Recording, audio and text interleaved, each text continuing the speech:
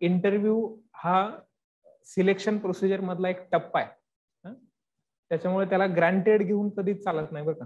म्हणजे जरी मार्क्स कमी असले तरी युपीएससी मध्ये हे प्रपोर्शन म्हणजे आपण जर हायरार्की लावली की मॅक्सिमम टप्पा कोणता आहे, तर सगळ्यात मोठा टप्पा हा मुख्य परीक्षेचा.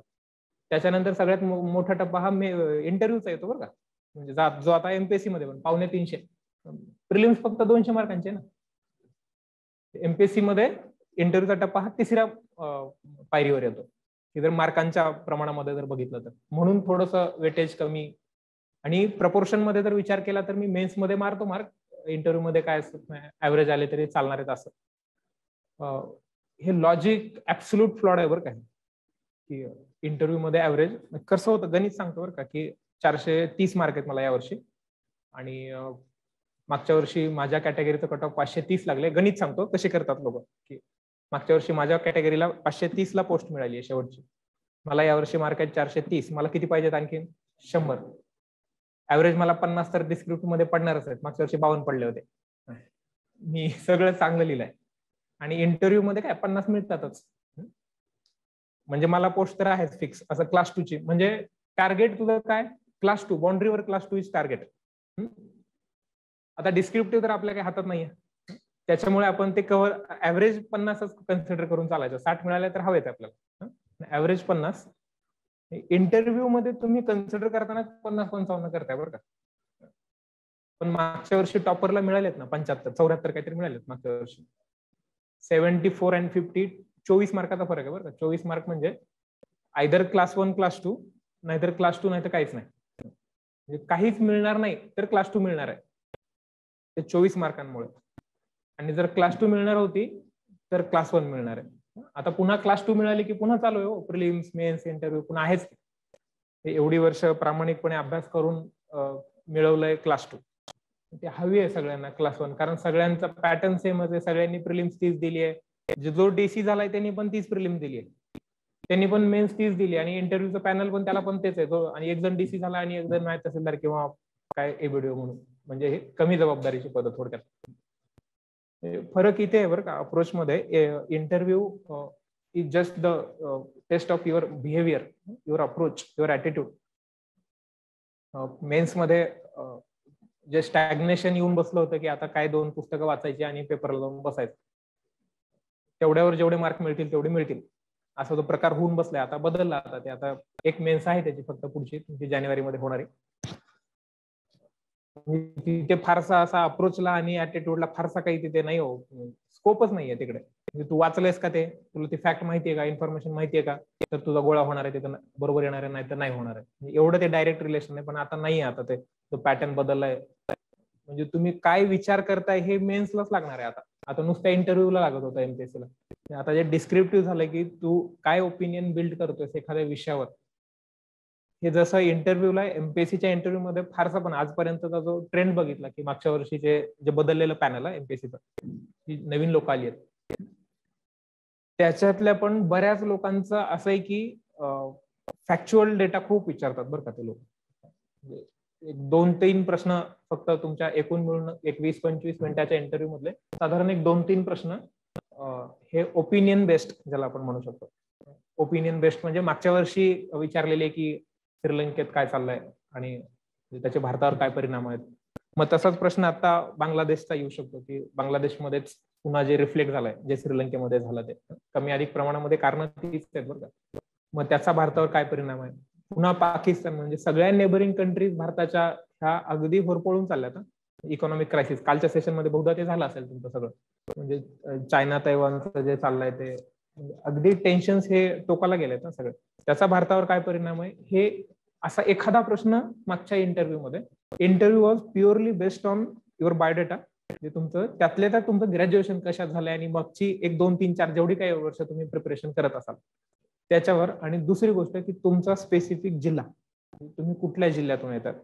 म्हणजे हे फॅक्ट बेस्ड तुम्ही ऑफकोर्स आधी करून आलेलेच असताल किंवा जे जिल्ह्यावाईज जे आपण ग्रुप्स तयार केलेले आहेत. एकदा तुमची 21 तारीख झाली की आपण सगळ्या गोष्टींवर काम करणारच आहेत. फक्त सांगायचा मुद्दा हा की इश्यू आणि करंट अफेअर्सचा अभ्यास करायचाच आहे, पण तुम्हाला फोकस कशावर करायचंय तर तुमचं ग्रॅज्युएशन आणि तुमचा स्वतःचा जिल्हा हे एवढं परफेक्ट करून ठेवायचं की त्यातला विचारलेला कुठलाच प्रश्न असा तुम्हाला आला नाही असं नाही व्हायला पाहिजे. म्हणजे जर तुम्हाला टॉपर एवढे अबव 70 मार्क्स मिळवायचे, अबव 70 मार्क्स मिळवण्यामध्ये पुन्हा हे तुमचं तुम्हाला घालून दिलेलं टार्गेट पाहिजे बरं का, की पुन्हा हे सायकोलॉजिकल आहे बरं का, हे सगळं मनात मार्क ठरलेले असतात 55. कसा पण इंटरव्ह्यू देते रिफ्लेक्ट तिथे 55च्या वर होणारच नाही, मॅक्सिमम 55 मार्क मिळणार. व्हिज्युअलायझेशन टेक्निक्स ह्या सायंटिफिकली प्रूव्हन आहेत. मला माहित नाही तुमच्यापैकी कोणी फॉलो करतं का नाही करतं त्या, की व्हिज्युअलाइज आहे की पुढे पॅनल बसलंय 3 मेंबरचं, माहित असेल पॅनल मागच्या वर्षी दिलेला असेल इंटरव्ह्यू, तर तो व्यक्ती मला प्रश्न विचारतो, हे तुम्ही व्हिज्युअलाइज करताय बरं का, आपोआप व्हिज्युअलाइज करताय. आणि व्हिज्युअलाइज हे पण नाही की व्हिज्युअलाइज हे नाहीये की खाली मान करून आय एम सॉरी सर मला येत नाही विचारलेला प्रश्न, घरात बसून व्हिज्युअलाइज करतोय की मला येत नाही असं नाहीये. ते प्रश्न विचारलाय पण आणि त्याचं कॉन्फिडेंटली तुम्ही उत्तर दिलंय पण. हे व्हिज्युअलाइज तुम्हाला जर आत्ता झालं तर ते रिफ्लेक्ट होणार आहे त्या इंटरव्ह्यू मध्ये, 100 पैकीच्या इंटरव्ह्यू 75%. साधारण कट ऑफ हे प्रिलिम्सचं आणि मेन्सचं पण आतापर्यंत लागत आलेलं हे 60% आहे ना. राज्यसेवेचा कट ऑफ आता काहीतरी 228 समथिंग लागला ना, मागच्या वर्षी लागलेला 228 इज अराउंड अगेन 60% ना, मोर दॅन 60% खरं तर. मग इंटरव्ह्यू मध्ये पण 60% पाहिजेत मार्क मिनिमम चाललंय बरं का. ते बेर मिनिमम किती पाहिजेत कट ऑफ क्लिअर करायला, पोस्ट मिळेल का नाही पुढे बरं का. ते बेर मिनिमम 60 पाहिजेत. आणि सगळं क्राऊड कुठं दिसतंय आपल्याला 50-55 ते 60च्या दरम्यान मध्ये अख्खं क्राऊड आहे बरं का. फक्त त्यांनी मेन्स मध्ये जरा जास्त मार्क्स मिळवलेले असतात म्हणून ते आयदर लाईन क्रॉस करतात पोस्टची किंवा करत नाहीत. आपल्याला ते बेर मिनिममची लेवल ही आधी सेट करून ठेवायची आहे की इथपर्यंत हे मला मिळणारच आहे. बेर मिनिममची लाईन कशी सेट करायची आहे, मग तिथे अभ्यासापेक्षा जास्त तुमच्या बोलण्याच्या आणि ह्या बिहेव्हिअरल स्किल्स आहेत बरं का, की तुम्ही कसं बोलताय, दिलेलं उत्तर तुम्ही स्पेसिफाय म्हणजे क्लॅरिटी ऑफ थॉट्स ज्याला आपण म्हणतो यातून देताय, आणि तुम्ही पॅनल मेंबर्सला एंगेजिंग ठेवताय का नाही ठेवताय, म्हणजे त्यांना तुझ्याशी बोलावं वाटलं पाहिजे. इथे तुमचे 60 मार्क होणार आहेत बरं का, फिक्स होणार आहेत. मग की म्हणजे तुला किती 1-2% नाही जरी आले तरी 60 मार्क मिळणार आहेत. कारण अगेन जसं सगळेच फॅकल्टी तुम्हाला सांगत असतील, सर पण सांगतायत की interview is not the test of your information. तुझ्याकडे किती माहिती आहे सांग मला. ते झालंय प्रिलिम्स मध्ये बघून झालंय आणि मेन्स मध्ये पण बघून झालंय. It is the test of your behaviour, your approach, your attitude, आणि तुला तुझ्याकडे असलेल्या इन्फॉर्मेशन नॉलेजचं तू कसं प्रेझेंटेशन करतोस, प्रेझेंटेशन कसं करतोस. ज्या पदांमधून किंवा ज्या परीक्षेच्या पद्धतीमधून डीसी डीवायएसपी अशी वर्ग 1च्या पदांची निवड करायची आहे, अशा पदांची निवड करत असताना 10 मार्काला प्रेसे रायटिंग आणि 15 मार्काला ट्रान्सलेशन कशासाठी घेतात ती लोक. म्हणजे there is logic. Negative marking system का असते परीक्षांमध्ये, की गंडवण्यासाठी नाहीये बरं का, की बघ मी तुला चुकवलं आणि आता तुझ्या मार्क मी कट करणार, याच्यासाठी नाहीये. नेगेटिव्ह मार्किंग सिस्टीमच्या मागचा अप्रोच हा असतो की this is decision making process, whether to answer or not. हा तुम्हाला निर्णय घ्यायचा आणि तू घेतलेला निर्णय जर चुकला तर त्या निर्णयाचे परिणाम अख्ख्या समाजावर होणार आहे. म्हणजे तुझी एक सही आणि होत्याचं नव्हतं किंवा नव्हत्याचं होतं सर्व्हिसमध्ये गेल्यावर, अधिकारी झाल्यावर, मग ते निर्णय तुला तिथे पेपरवर, मग जर निर्णय चुकला तर तिथल्या तिथे पेनल्टी आहे तुला ती 1/4 निगेटिव्हची. तिथे सर्व्हिसमध्ये कुठे हो डायरेक्ट पेनल्टी नाही आहे की समाजाला भोगायचं ते भोगावंच लागणार आहे. तो अप्रोच आहे, ते लॉजिक त्याच्या मागचं. आणि दुसरं की ते प्रिसे रायटिंग पण नावाचा प्रकार, सारांश लेखनाचा प्रकार आहे, की 100 शब्द जर दिले असतील तर 1/3 मध्ये तुम्हाला लिहायचंय. 1/3 म्हणजे पहिल्या 33 ओळी नाही, की त्याचा क्रक्स तुमच्या लक्षात आला, म्हणजे तुमची ग्रास्पिंग पॉवर किती आहे, तुम्हाला लक्षात येत आहेत का गोष्टी, एकदा वाचून तुम्हाला इसेन्स लक्षात येतोय का गोष्टीचा. एखादी घटना घडली आहे, मग पुन्हा ग्राउंड लेवलवर गेल्यावर त्याचा कसा काय परिणाम होत असतो, की एखादी गोष्ट घडते आणि त्याचा तुम्हाला लक्षात आला पाहिजे की इसेन्स काय, आणि तो लवकरच मांडता. किंवा पुढे कामं करायची आहेत पुन्हा सगळ्या मंत्र्यांसोबत पण करायची आहेत, हायेस्ट ब्युरोक्रेसी सोबत तुमची कामं होणार आहेत. तुमचे इमिजिएट बॉस हे इंडियन ऍडमिनिस्ट्रेटिव्ह सर्व्हिसेस मधले असू शकतात, इंडियन पोलीस सर्व्हिस मधले पण असू शकतात, IAS IPS, यांच्यासोबत तुम्हाला काम करायचंय. आणि ते चिकार सिनियर असू शकतात लोक, आपल्याला माहित नाही कुठं काम करणार आहेत तुम्ही.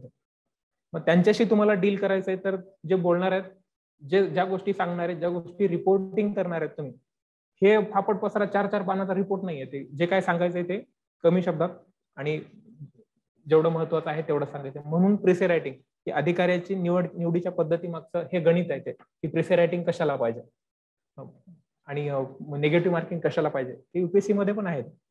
युपीएससीच्या क्वालिफाईंग पेपरमध्ये येतं फक्त हे, ते मार्क्स कन्सिडर करत नाहीत पुढे. मग आता इंटरव्ह्यू प्रिलिम्स मध्ये आयोगाने तुम्हाला बघितलेलं नाहीये, मेन्स मध्ये पण तुम्हाला बघितलेलं नाहीये, पण तू हुशार आहेस हे आयोगाला कळलंय की हा व्यक्ती हुशार आहे आणि हा व्यक्ती अधिकारी होऊ शकतो. फक्त आम्हाला त्याला आता बघायचंय, समोर बघायचं आणि समोर बघून मग तो हा खरंच तो नुसताच बुद्धीने हुशार आहे का सगळ्या बिहेव्हिअरल स्किल्स आणि ऑफिसर लाईक क्वालिटी OLQs ज्याला आपण म्हणतो की ह्या पण त्याच्यामध्ये आहेत. म्हणून 3 पट लोक बोलवत आहेत. सगळे हुशार आहेत बरं का बोलवलेले, म्हणजे सगळ्यांनी मेन्स क्लिअर केली आहे ना.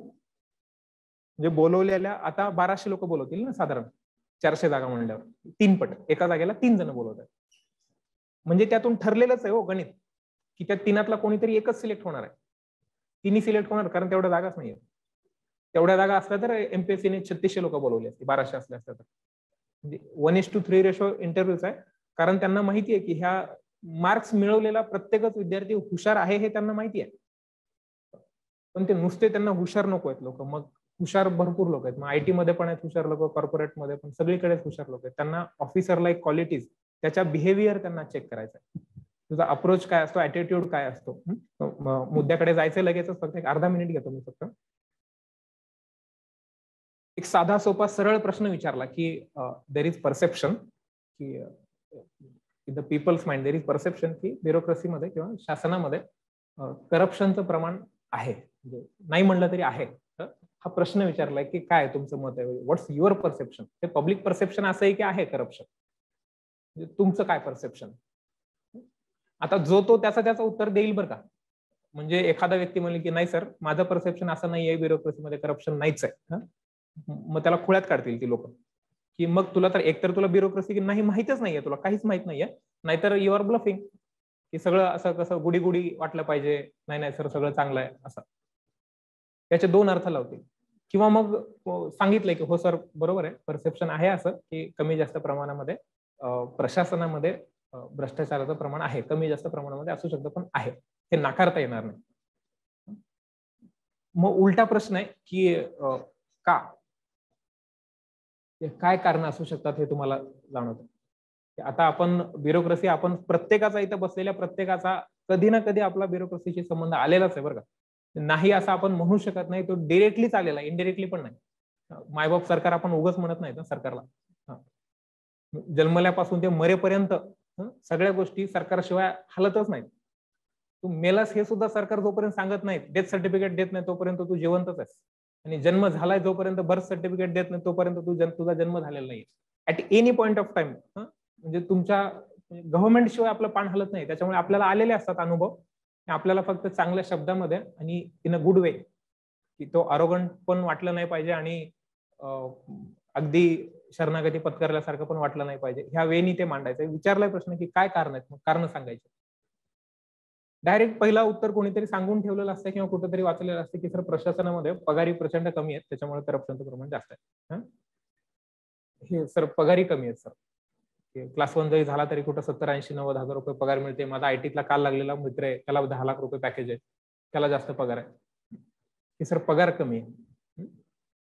मग पुन्हा इथून ट्रॅप सुरू होतो बरं का. म्हणजे मी बिहेवियर कशाला म्हणतोय सांगतो बरं का मी, अप्रोच काय.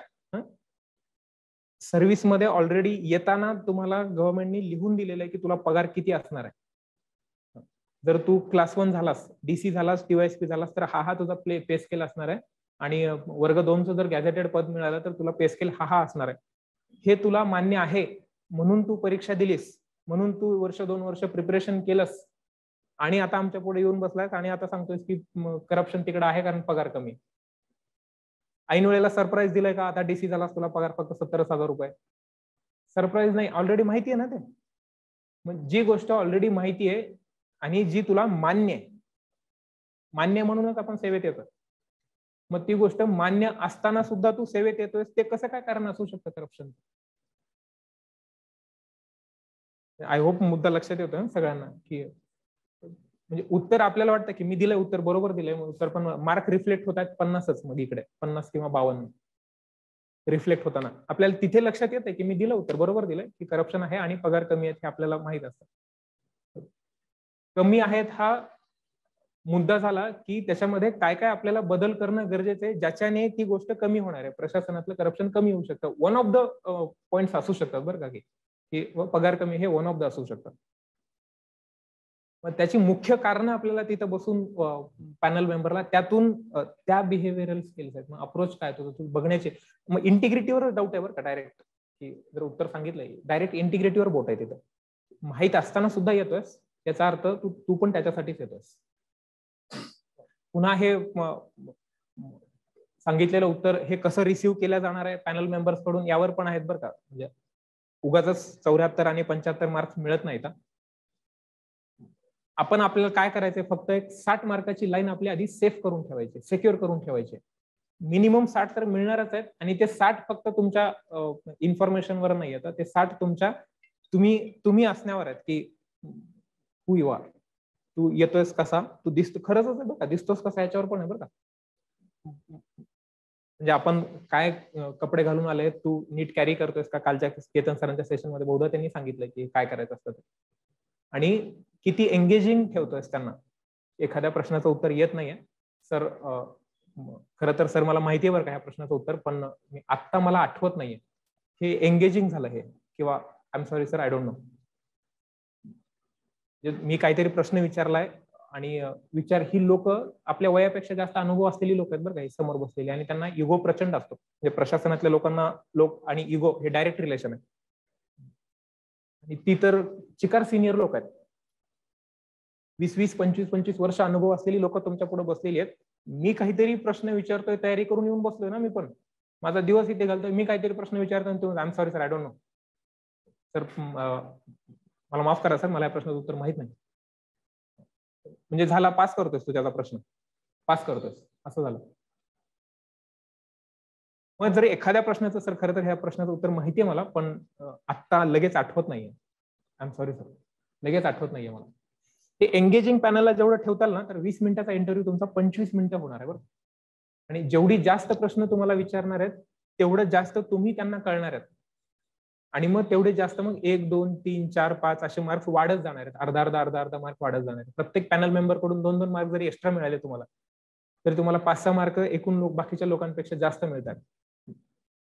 त्याच्यामुळे मुद्दा हा की हे सांगतोय की हा टप्पा खूप सिरियसली घेणं गरजेचं आहे, म्हणजे आत्तापासूनच, की जरी आपली 21ला प्रिलिम्स आहे, तुमचा एक बेसिक अभ्यास पूर्ण झालेला आहे प्रिलिम्सचा 21 तारखेचा, घाबरायचं बिलकुलच कारण नाहीये, किंवा हातचं सोडून त्याच्या मागे पळण्यात काय अर्थ नाहीये. तुम्ही प्रिलिम्स सगळे, कारण ऑलरेडी तुमचा एक बेस तयार झालेला आहे, तुम्हाला फक्त आता गोष्टी तुम्ही करतायत त्या रिवाइज करतायत ना, जे काही टेस्ट पेपर असतील किंवा ज्या गोष्टी पानं उलटतायत. फक्त किमान इंटरव्ह्यूला दिवसातले 21 तारखेपर्यंत तरी दिवसातले किमान 2 तास तरी दिलेच पाहिजे बरं का, 2 तास 3 तास. त्याच्यामध्ये मग एक बेसिक गोष्ट मी म्हणेन की रोज आरशा पुढे बसून स्वतःशी बोला.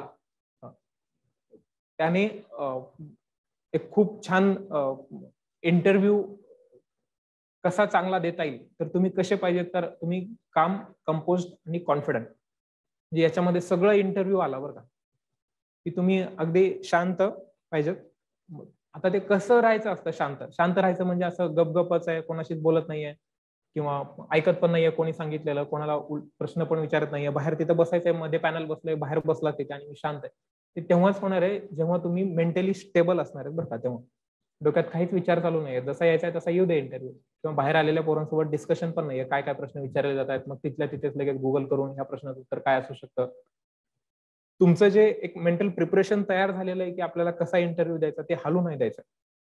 मग त्याच्यासाठी म्हणून म्हणजे आय डोंट नो तुमच्यापैकी किती लोकांना माहिती आहे, चाणक्यमध्ये आपण प्रत्येक सेशन सुरू होताना एक उपासना करतो बरं का, की सर्वत्र सुखीने संतोची उपासना करतो, की जातपात धर्म निरपेक्ष आहे ते सगळं. ती उपासना म्हणजे योग आहे बरं का.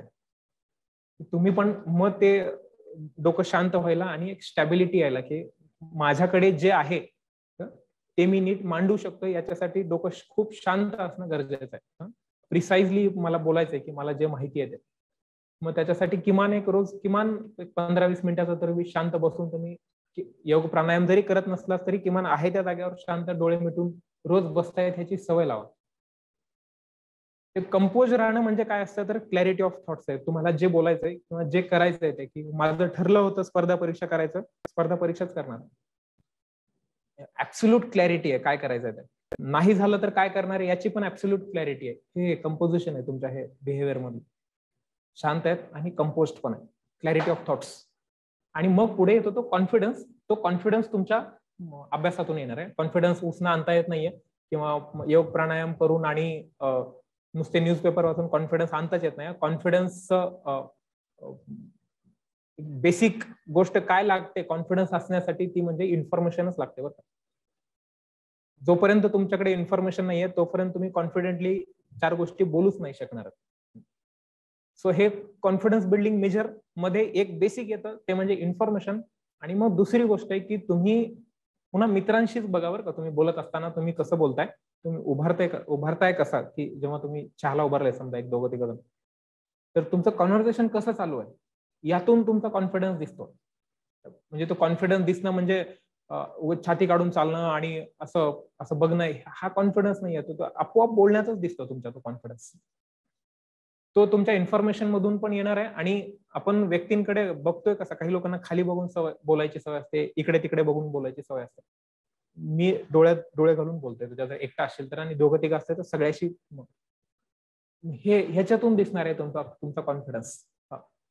आणि हे पुन्हा तुम्हालाही माहितीये की ह्या काही एका दिवसात होणाऱ्या गोष्टी नसतात. फक्त इंटरव्ह्यू द्यायचा आहे म्हणून याचं एक बेसिक प्रिपरेशन बाबा ते आपल्याला आर्टिफिशियली ते करावंच लागणार आहे. म्हणून आरशा पुढे म्हणतोय की रोज शक्य असेल तर. मागच्या वर्षी ज्ञानेश्वर पाटील आपला फॅकल्टी SC/ST झाला, 10वा आला राज्याचा. मागच्या वर्षीच्या पोरांचं दुर्दैव एवढं की राज्यात पहिला येऊन पण DC नाही मिळू शकलं त्यांना, जागाच नव्हती. ती लोक पुन्हा आता राज्यात पहिला आलेला पण तुमच्यासोबत प्रिलिम्सला होता, मेन्सला आहे आणि आता पुन्हा इंटरव्ह्यूला असणारच आहे तुमचं. पॉइंट अगेन इज की ह्या लोकांना तुम्ही खरंच जेव्हा भेटताल ना तेव्हा विचारा. म्हणजे रोजच्या बसण्यातला आता 2, 5, 6, 7 वर्षांपासून आम्ही एकत्र राहतो, सोबत आहेत आम्ही. समोर आरशा पुढे बसल्याशिवाय तुला लक्षातच येत नाहीये की आपण नीट बोलतोय का नाही बोलतोय. आपल्याला जे मांडायचंय मनात आहे सगळं, डोक्यात तयार आहेत 4 ओळी काय बोलायच्या त्या. पण जेव्हा आपण तोंड उघडतो तेव्हा त्या जशाच तशा येतात का यावर तुमचे मार्क्स आहेत. मनात खूप छान क्लॅरिटीने सगळ्या गोष्टी माहिती आहेत, पण मेंबर्सला, पॅनल मेंबर्सला तू सांगतोयस का तेवढ्या क्लॅरिटीने. मग त्यावर आपल्या सगळा इंटरव्ह्यू आणि मग जे आपण 74चं आपलं टार्गेट म्हणजे प्रिव्हियस इयर बेस्ट तिथपर्यंत तरी आपण 60चं एक टार्गेट हे ह्याच्यातून सेट होणार आहे. ऍक्शन पॉइंट्स मी खरंच सांगतो तुम्हाला पुन्हा अगेन हे तुमच्यावर आहे की करायचे असतात का नाही करायचंय. एक म्हणजे इन्फॉर्मेशन तर लागणारच आहे. तुमची जी काही बेसिक असेल ती बायोडेटावर तुम्ही काम करतच असताल. हे करंट इश्यूज आणि you are not totally depend on की काय सेशन्स होणार आहेत आणि याच्यावर तुमचं काम चालू आहे ते चालू देत. पण रोजचं दिवसातलं लाऊड रिडिंग मी मागे पण एकदा पहिल्या दिवशी पहिलं सत्र झालं होतं बघ, त्याच्यामध्ये 10 मिनिटं बोललो होतो मी फक्त. त्या दिवशी पण लाऊड रिडिंग त्यानं तुमच्या उच्चारांमध्ये स्पष्टता येणार आहे आणि क्लॅरिटी येणार आहे बरं का तुमच्या बोलण्यामध्ये त्या लाऊड रिडिंग. पॅनल मेंबर आणि तुमच्यामध्ये नाही म्हणलं तरी 1 फुटाचं 6 फुटाचं अंतर आहे तुम्ही आणि पॅनल मेंबर्स. हे लाऊड रिडिंग किमान एक अर्धा तास करा, 30 मिनिटं फक्त. आणि एक 15-20 मिनिटं आरशा पुढे बसून तुमचाच इंटरव्ह्यू तुम्हीच घ्या, जे व्हिज्युअलाइज करतो आपण की काय प्रश्न विचारला जाईल मला आणि त्याचा फॉलोअप क्वेश्चन काय असू शकतो आणि त्याच्यावर माझं उत्तर काय असू शकतं. तुम्हाला काही गोष्टी की आपल्याला इथे रेक्टिफाय करायचं आहे, ह्या गोष्टी आपल्याला बदलवायच्यात किंवा या गोष्टींमध्ये आता आपल्याला काम करणं गरजेचं आहे. छोट्या गोष्टी लक्षात येणार आहेत आणि त्यातून मग रिफायनिंग होणार आहे, प्रिसिजन येणार आहे तुमच्या सगळ्या बोलण्यामध्ये आणि उत्तर देण्यामध्ये प्रिसिजन येणार आहे. अटमोस्ट प्रिसिजन आहे की तुम्ही इंटरव्ह्यूला बसलाय. तुम्ही काही लोकांचे जे UPSC मध्ये टॉपर आले की इंटरव्ह्यू आहेत बघा, असतात युट्यूबवर टाकलेले असतात. ती लोक बोलताना असं तुम्हाला कुठे त्यांच्या चेहऱ्यावर असं की काही घाबरलेलंच आहे आणि एखादा प्रश्न नाही आला तर अगदी असा पूर्ण हलतोयच पूर्णपणे. सिलेक्ट झालेली लोक म्हणते केवढी ती काम असतात, कंपोज देत, हे त्यांचं बिहेवियर आहे बरं का. ते म्हणजे ही त्यांनी स्वतःला केलेलं डेव्हलप आहे. तसं डेव्हलप केलेलं आहे. ते आपोआप येत नाही बरं का. ते नुसता अभ्यास केला म्हणून आपोआप येणार नाही. आता तुम्ही 1,00,000 प्रश्नांचा जरी तुम्ही अभ्यास केला नाही इथे बसून, 1,01वा प्रश्न पॅनल मेंबर विचारणार आहे तुम्हाला. कारण ते त्यांचं डिस्क्रिप्शन आहे ते, आणि इंटरव्ह्यू हा फुटलेला पेपर आहे. म्हणजे ह्याचं काही आता ह्याच्यावर काय प्रश्न विचार, फुटलेला पेपर म्हणजे सगळ्यांना माहिती आहे काय विचारणार आहेत. माझ्या बायोडेटावर प्रश्न विचारणार आहेत, माझ्या जिल्ह्यावर प्रश्न विचारणार आहेत, आणि काही स्क्रिप्ट पण मागच्या वर्षीच्या पण आलेल्या असतात, आणि या वर्षीचे पण तुमच्या आधीची जी लोक आहेत ते लोक सांगणार आहेत की ह्या गोष्टींवर प्रश्न, हे करंट अफेअर जास्त फोकस केल्या जात आहेत, हे साधारण म्हणून की हा फुटलेला पेपर. त्याला आपल्याला फक्त टॅकल कसं करायचंय, तर एकतर आपल्याकडे सगळी इन्फॉर्मेशन माहीत हवी आहे सगळी, आणि मग आपल्याला ती सांगता नीट आली पाहिजे. ती नीट सांगता येण्यामध्ये हा तुम्ही तुमच्याशी जे बोलताय ना आरशा पुढे बसून आणि लाऊड रिडिंग करताना, सिंहाचा वाटा आहे बरं का याच्यामध्ये, सिंहाचा वाटा.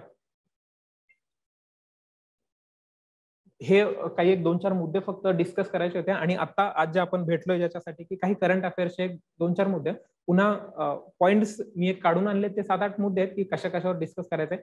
थ्रेडबेअर थिंकिंग होणार नाही प्रत्येक पॉइंटवर. म्हणजे पुन्हा काहीतरी एखादा मुद्दा, समजा आपण काय महाराष्ट्रामध्ये जे पॉलिटिकल क्रायसिस चालू आहे येणार, 100% प्रश्न येणार बरं का त्याच्यावर.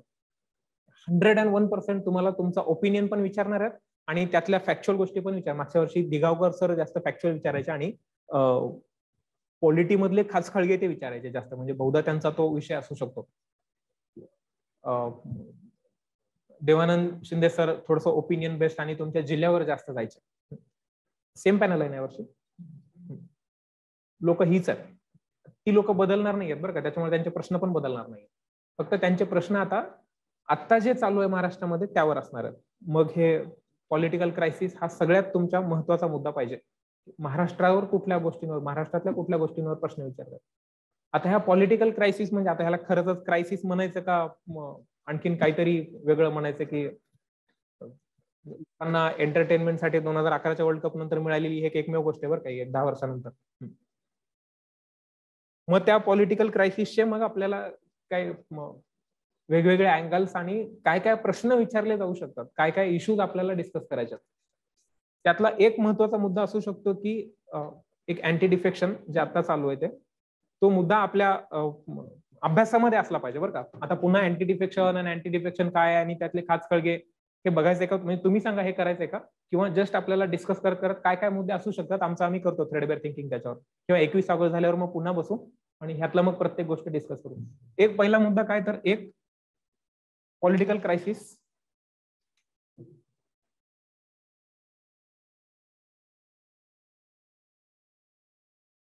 आता त्या पॉलिटिकल क्रायसिस मध्ये काय काय येणार आहे बघा. ह्या क्रायसिस मध्ये एक पहिला मुद्दा आहे तो आपल्या लक्षात आपल्याला आला पाहिजे, तो म्हणजे अँटी डिफेक्शन.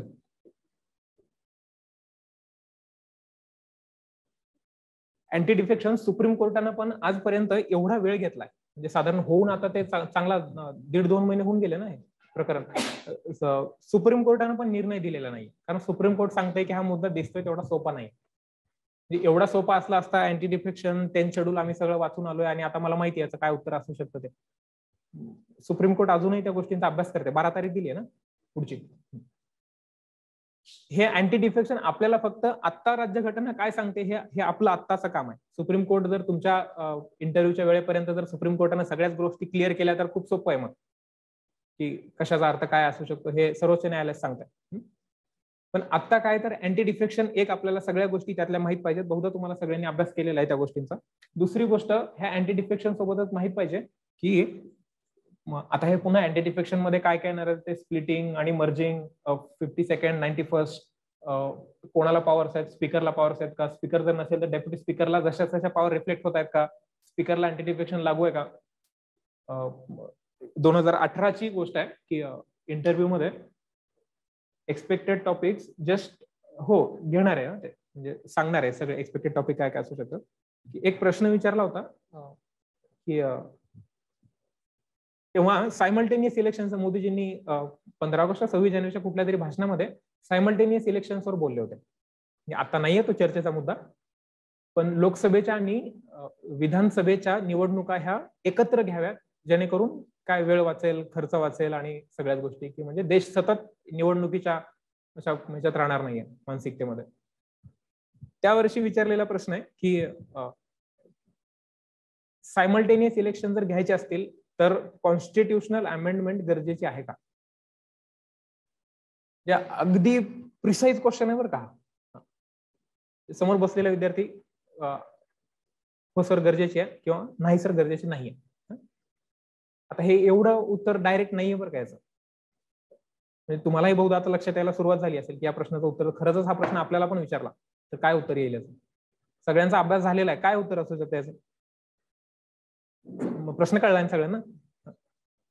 गरज आहे का घटना दुरुस्तीची? गरज आहे का सायमल्टेनियस इलेक्शन घ्यायचे तर?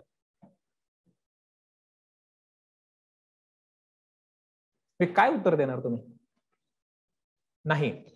नाही आहे. किती लोकांना वाटतं आहे? आणि नाही म्हणजे बाकी उरलेले सगळे नाही, गरजेचे नाही असंच आहे. किंवा मग ज्यांनी काहीच बोललं नाही त्यांना की सॉरी सर मला माहित नाही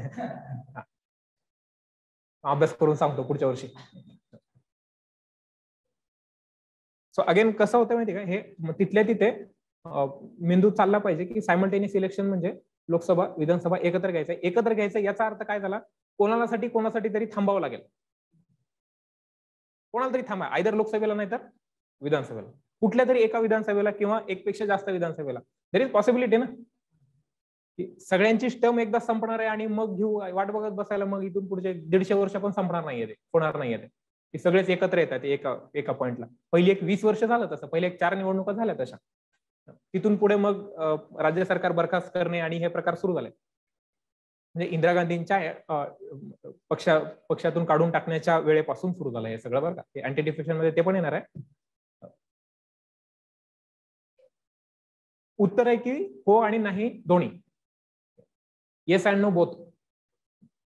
सर घटना दुरुस्ती लागणार आहे जर विधानसभा किंवा लोकसभेचा कालावधी वाढवायचा असेल तर. निडेल ना. घटनात्मक कालावधी हा 5 वर्षांचा आहे. 5 वर्षाच्या पुढे जर कालावधी वाढवायचा असेल तर आयदर आणीबाणी पाहिजे नाहीतर घटना दुरुस्ती करावी लागणार आहे. आणि गरज नाहीये म्हणजे ऑलमोस्ट नसल्याच जमा ती पॉसिबिलिटी. गरज नाहीये. गरज कधी नसणार आहे? जर कोणाचाच कालावधी वाढवायची गरज नाही पडणार आहे. असं तर होणारच नाहीये ना. म्हणजे कालावधी संपण्याच्या पूर्वी बरखास्त करू शकतो सगळ्या विधानसभा पण आणि लोकसभा पण. त्याच्यासाठी काय घटना दुरुस्ती करायची गरज नाही कालावधी संपण्याच्या पूर्वी. म्हणजे ठरलं की आता उद्या सायमल्टेनियस इलेक्शन घ्यायचे सगळ्यांचे, काय आज सगळ्या आहे त्या विधानसभा आणि आहे ती लोकसभा आजच्या आज बरखास्त केली आणि उद्या निवडणुकीला सामोरं गेलाय सायमल्टेनियस. या पॉसिबिलिटी मध्ये करण्याची गरज नाहीये. पण जर पॉसिबिलिटी अशी असेल की एखाद्या लोकसभे आता नाही डिझॉल्व्ह करू शकत लोकसभा, पण लोकसभा ज्या दिवशी संपते, लोकसभेचा कालावधी ज्या दिवशी संपताय त्या दिवशी मला सगळ्या विधानसभांचा कालावधी संपवायचा आहे. मग आयदर काही विधानसभांचा तुला एक्सटेंड करावा लागेल एक साधारण 6 महिने 1 वर्ष 1.5 वर्षांनी, आणि काही विधानसभा मुदतपूर्व कालावधीमध्ये पण तुला डिझॉल्व्ह करावं लागणार आहे. याच्यासाठी घटना दुरुस्ती. उत्तर बोथ येस अँड नो हे क्लॅरिटी नाही मग त्याचं उत्तर, तिथं 2 मार्क वाढणार मग तुमच्या लगेच. ते उलटा प्रश्न विचारणार नाहीयेत बरं का तुम्हाला लगेचच, की तुम्हाला तिथे जाणवू देणार नाहीये की हे तू बघ कसं काय चुकीचं सांगितलं असतो. म्हणजे जस्ट ते स्माइल करणार आहेत तुमच्याकडे बघून ओके. पण ते पुन्हा मार्कांमध्ये रिफ्लेक्ट होते. हा मुद्दा आत्ताचा नाहीये, पण मी काय सांगतोय तुम्हाला लक्षात येऊ देता. अँटी डिफेक्शन मध्ये पण डायरेक्ट प्रश्न येऊ शकतो की हे आपल्याला करायचंय बरं का, तुमचे 21 ऑगस्टच्या वाट बघतोय आपण, आपल्याला मॉक इंटरव्ह्यू आपल्यामध्येच घ्यायचे. असे तुम्ही सगळे बसलेले आहेत आणि एका विद्यार्थ्याचा कोणाचा तरी मॉक चालू आहे इकडे आणि इकडे फॅकल्टी बसलेले आहेत आणि सगळे ऐकतायत आणि त्याला पण लक्षात येतंय की मग याच्यातून ते कॉन्फिडन्स बिल्डिंगचं एक मेजर असू शकतं, ते मेजर असू शकतं. अँटी डिफेक्शन स्पीकरला लागू आहे का? Is it applicable to speaker? Is anti defection पक्षांतर बंदी हे सभागृहाच्या अध्यक्षाला लागू आहे का? आता पुन्हा येतं बघा की सर आम्ही पुस्तकात वाचलंय अँटी डिफेक्शन लोकसभा अध्यक्षांना लागू नाही किंवा सभागृहाच्या अध्यक्षाला लागू नाही, स्पीकरला लागू नाही. याच्या उपर विचारच नाहीये. पुन्हा हे लागू आहे पण लागू नाहीये पण. Anti defection is applicable to speaker and not applicable to speaker. Not applicable कधी आहे? जर त्यानं पक्ष सदस्यत्व सोडलं, जेव्हा तो पदावर येतोय तेव्हा, प्रिसाइडिंग ऑफिसर म्हणून पदावर येतोय तेव्हा नॉट ऍप्लिकेबल, अपवाद आहे तो आहे सांगितलेला घटनेमध्ये. पण जर मी स्पीकर झालोय त्या पक्षाचा राजीनामा दिलाय, स्पीकर म्हणून काम करतोय आणि लगेच दुसऱ्या दिवशी दुसऱ्या पक्षात उडी टाकली, आता लागू आहे का नाही? ओम बिर्लांनी उद्या काँग्रेसमध्ये प्रवेश केला, अँटी डिफेक्शन लागू आहे का नाही? आहे ना. तुम्हाला एकच प्रश्न विचारणार पॅनल मेंबर, आहे का नाही, लागू आहे का नाही, लागू नाहीये. तिथे तुमचा अभ्यास किती आहे मग लक्षात येईल त्यांच्या. म्हणजे तू कसा विचार करतोय, सगळ्या दृष्टीने तू विचार केलेला आहेस का आहे तेवढंच फक्त माहिती आहे. ते सगळ्यांनाच माहिती आहे, अपवाद सगळ्यांनाच माहिती आहे. स्पीकरला अपवाद आहे, स्पीकर ही अँटी डिफेक्शन कायद्याला अपवाद नाहीये बरं का पूर्ण. अँटी डिफेक्शनच्या फक्त एका तरतुदीला स्पीकर अपवाद आहे. ती एक तरतूद म्हणजे तू पक्ष सदस्यत्व सोडल्यावर तुझं पार्लमेंट मधलं किंवा स्टेट लेजिस्लेचर मधलं पण सदस्यत्व जाणार आहे. ही अँटी डिफेक्शनची एक तरतूद आहे, ती फक्त प्रिसाइडिंग ऑफिसरला लागू नसणार आहे, आयदर लोकसभेच्या किंवा विधानसभेच्या. पण जर त्याने पक्ष सदस्यत्व सोडलं आणि सोडून दुसऱ्या पक्षात जर तो प्रवेश केला त्याने, तर मग त्याला अँटी डिफेक्शन लागू असणार आहे. मग ह्या गोष्टी, हे अँटी डिफेक्शनच्या सगळ्या तरतुदी बेसिक काय असणार आहे तर कॉन्स्टिट्यूशन मध्ये सांगितलेल्या सगळ्या गोष्टी. आणि महाराष्ट्रामध्ये जे क्रायसिस चालू आहे, पुन्हा फॉर्च्युनेटली तोपर्यंत सुप्रीम कोर्ट निर्णय देईलच, कारण भरपूर ग्रे एरियात बरं का महाराष्ट्रामध्ये जे चाललंय ना, त्याच्यामध्ये की एक मुळात हरीश साळवे शिंदे गटाकडून वकील आहेत सुप्रीम कोर्टामध्ये, आणि इकडून कपिल सिब्बल आणि मोठी फौज आहे बरं का, चांगले वकील आहेत आणि सगळेच म्हणजे प्रचंड अनुभव असलेली वकील आहेत.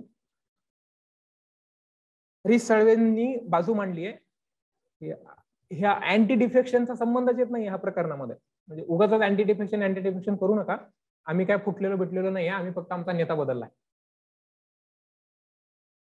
ज्या शिवसेनेचा एक गट बाहेर पडला, आम्ही बाहेर पडलेलोच नाहीये, ते अजूनही उद्धव ठाकरेंना त्यांचा नेता म्हणतायत आणि म्हणतात पब्लिकली म्हणतायत ना की तुम्हीच आमचे नेते आहेत.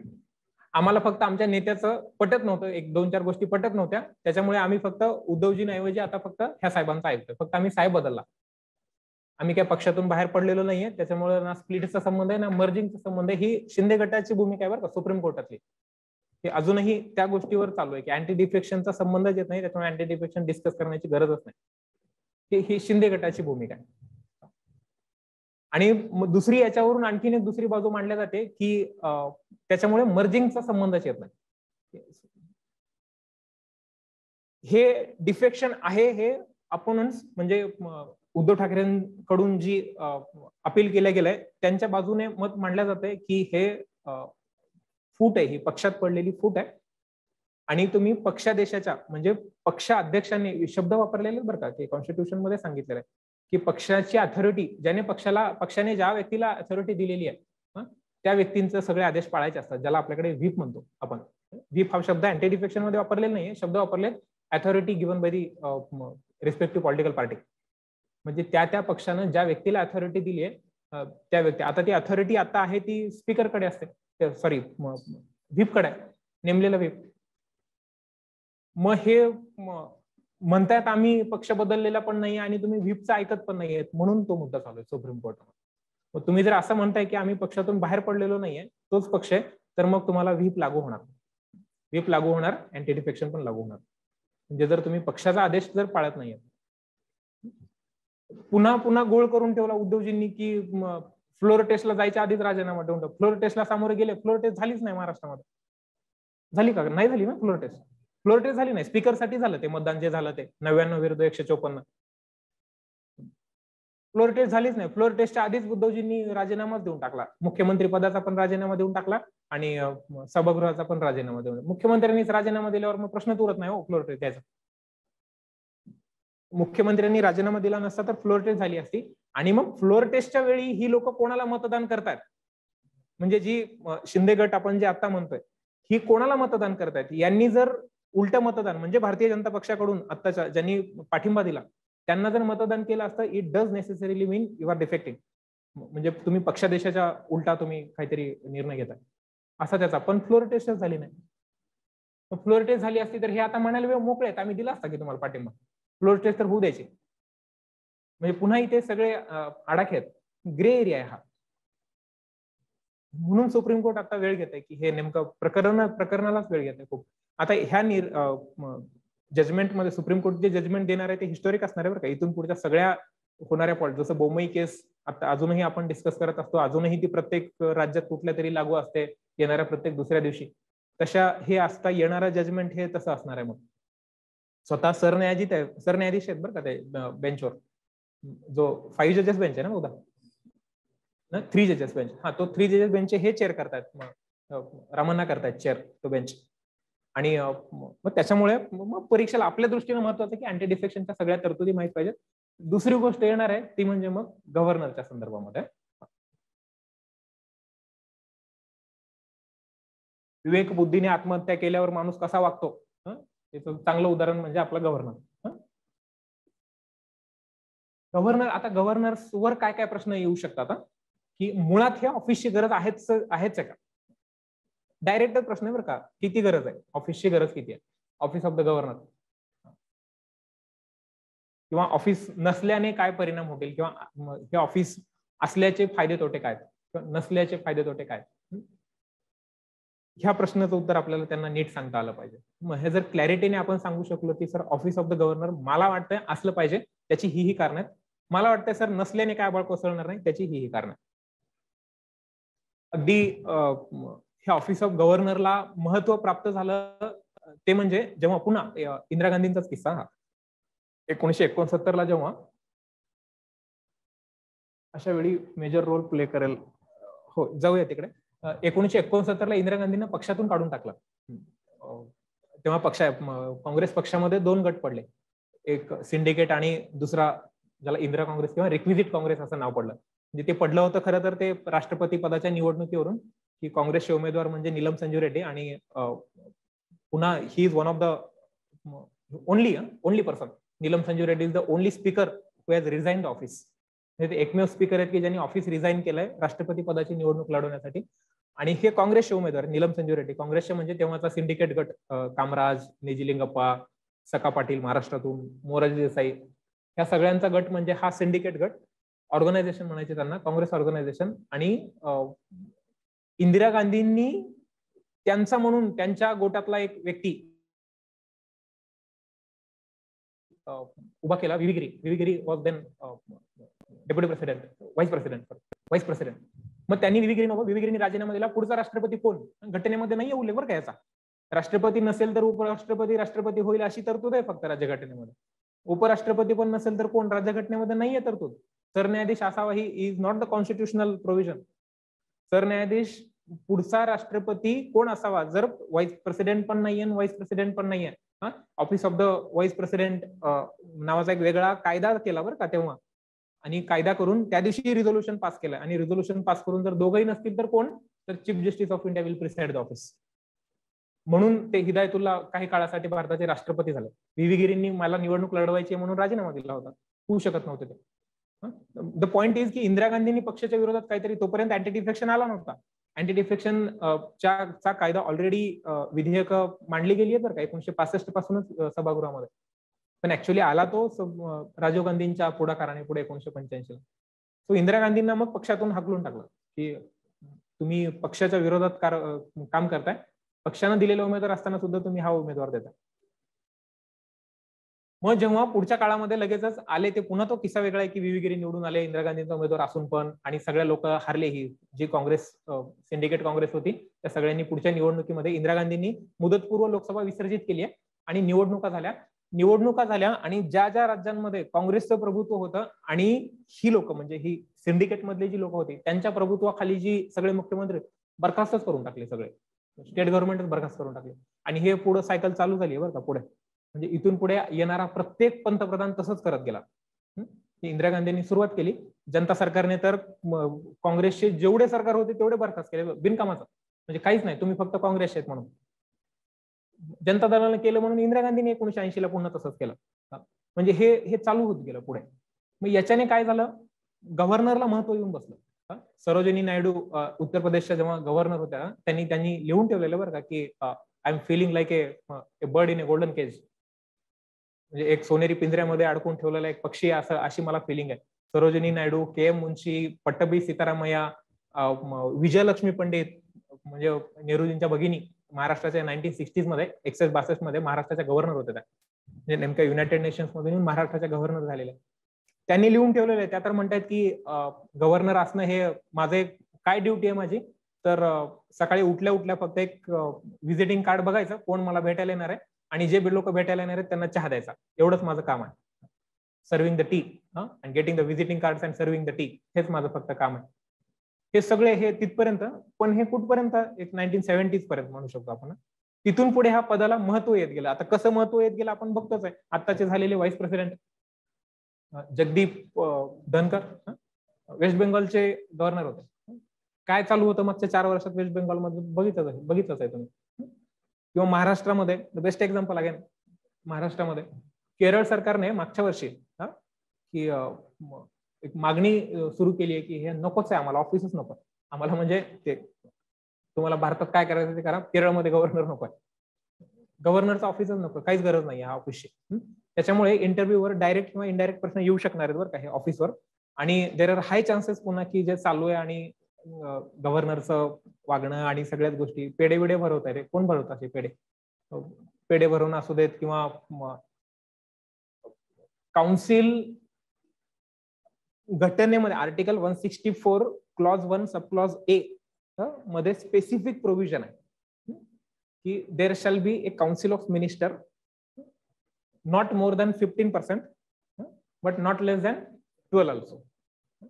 आता शब्द वापरलेत शाल, शालचा अर्थ असतो कंपल्शन आहे, तुला ते असणं कंपल्शन आहे. 1.5 महिना झाला महाराष्ट्रामध्ये कुठे आहे काउन्सिल? ते पुन्हा याच्यावर गव्हर्नर गप्प आहेत बरं का. म्हणजे पुन्हा त्यांचं काम आहे ना ते. आता कॉन्स्टिट्यूशन मध्ये पण हे सांगितलेलं नाहीये की किती दिवसात पाहिजे सरकार स्थापन झाल्यापासून, की लवकरात लवकर पण म्हणलेलं नाहीयेत आणि साधारण आता स्पेसिफाय केलेला नाहीये की कालावधी स्पेसिफाय केलेला नाहीये. एक मंत्री आणि एक बिनखात्याचे मुख्यमंत्री चाललंय राज्य. देशातलं सगळ्यात मोठं आर्थिक मदत जी राज्य देशाला करतं ते राज्य. एक मंत्री मुख्यमंत्री आहेत आणि एक मुख्यमंत्री बिनखात्याचे, म्हणून मंत्रालयाचं सचिवालय झालं. हा पण मुद्दा बरं का तो मंत्रालयाचे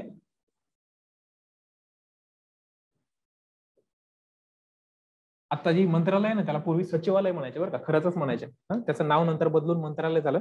तर हे मंत्रालय आता पुन्हा सचिवालय झालंय. म्हणजे काय, तर सगळे अधिकार पुन्हा यांच्या ब्युरोक्रेसीकडे आले ना, कारण लोकच नाही आहेत, मंत्रीच नाही आहेत. ह्यांना क्वासी ज्युडिशियल पॉवर्स असतात बरं का यांना, मंत्र्यांना, सगळ्या मंत्र्यांना क्वासी ज्युडिशियल अर्धन्यायिक अधिकार. अर्धन्यायिक म्हणजे न्यायालयाला पूर्ण अधिकार आहेत, म्हणजे दिवाणी न्यायालयाचे पण अधिकार आहेत आणि फौजदारी न्यायालयाचे, क्रिमिनल कोर्टाचे पण अधिकार आहेत आणि सिव्हिल कोर्टाचे पण अधिकार आहेत. सिव्हिल कोर्टाचे अधिकार आहेत मंत्र्यांना, सगळ्या मंत्र्यांना सगळ्या सिव्हिल कोर्टाचे अधिकार आहेत. म्हणजे ते सुनावण्या घेऊ शकतात, ऍक्च्युअल सुनावण्या घेऊ शकतात की काहीतरी वाद आहे, समज काय जमिनीचा वाद, किंवा रेव्हेन्यू डिपार्टमेंटमध्ये हे फार चालतं की महसूल विभागामध्ये.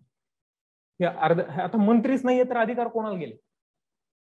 सचिवांना गेले का अधिकार? ते देण्यात आले का? ते ट्रान्सफर केले का? कुठल्या कायद्याने ट्रान्सफर केले? मग हा मुद्दा की मंत्रालय बिकम द सचिवालय, म्हणजे ब्युरोक्रेसीला पुन्हा ते अर्धन्यायिक अधिकार आले का? किंवा ब्युरोक्रेसी मधली पण काही पद आहेत की ज्यांना ज्युडिशियल पॉवर्स आहेत फक्त, काही पद आहेत बरं का, सगळ्यांना नाही आहेत ब्युरोक्रेसी मधले. पुन्हा ते रेव्हेन्यू मधलेच येतात बरं का, डीसी असू दे, तहसीलदार असू दे, IAS पासून सगळे. मग हा मुद्दा गव्हर्नरच्या बाबतीमध्ये 2-3 गोष्टी असू देत की त्याची अपॉइंटमेंट, गव्हर्नर असणं, राज्याला गव्हर्नर असणं हे इट्स अ युनिटरी प्रोव्हिजन. म्हणजे जर तुम्हाला खरंच प्रश्न विचारला आणि तुम्हाला सेफ साईड उत्तर द्यायचं असेल तर भारताची राज्यघटना किंवा भारतीय पद्धतीच ही मुळात युनिटरी म्हणजे एकात्मिक पद्धतीकडे झुकलेली आहे. आणि डॉक्टर बाबासाहेब आंबेडकरांनीच हे असावं म्हणून ते युनियन शब्द वापरला ना, article 1. India that is Bharat shall be the union of state, is not a federal state. जर तो फेडरल असला असता तर गव्हर्नरचं काही काम नसलं असतं, किंवा असला जरी असता गव्हर्नर तर त्या गव्हर्नरची राज्यातल्या लोकांनी निवड केली असती, मग निवडणूक झाली असती, त्याची अपॉइंटमेंट झाली नसती. डायरेक्ट अपॉइंटमेंट आहे ना आताची गव्हर्नरची. Under article 155 governor is appointed by the president of India. President of India again is working on the advice of the Council of Ministers, which is binding on the President of India. Unlike the governor is. तो मुद्दा हा की गव्हर्नरची appointment करते केंद्र सरकार, खरं तर राष्ट्रपती ऑन द ऍडवाइस ऑफ.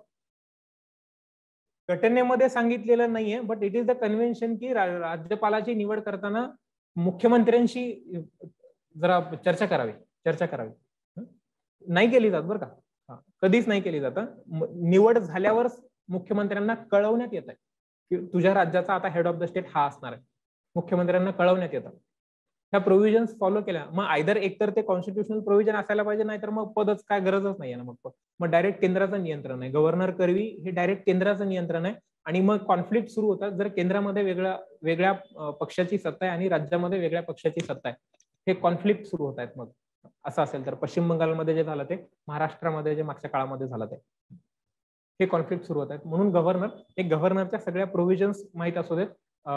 पुन्हा again to be very precise, मागच्या वर्षी कलमच विचारत होते दिगावकर सर की हे कुठल्या कलमामध्ये सांग, की गव्हर्नरचं पद कुठल्या. ऐन वेळेला कन्फ्युज होतं बरं का पूर्व. आता जरी माहित असलं की 153 मध्ये सांगितलेलं आहे, ऐन वेळेला कन्फ्युजन होतं तिथं. 51 म्हणायचं, 52 म्हणायचं का 53 म्हणायचं.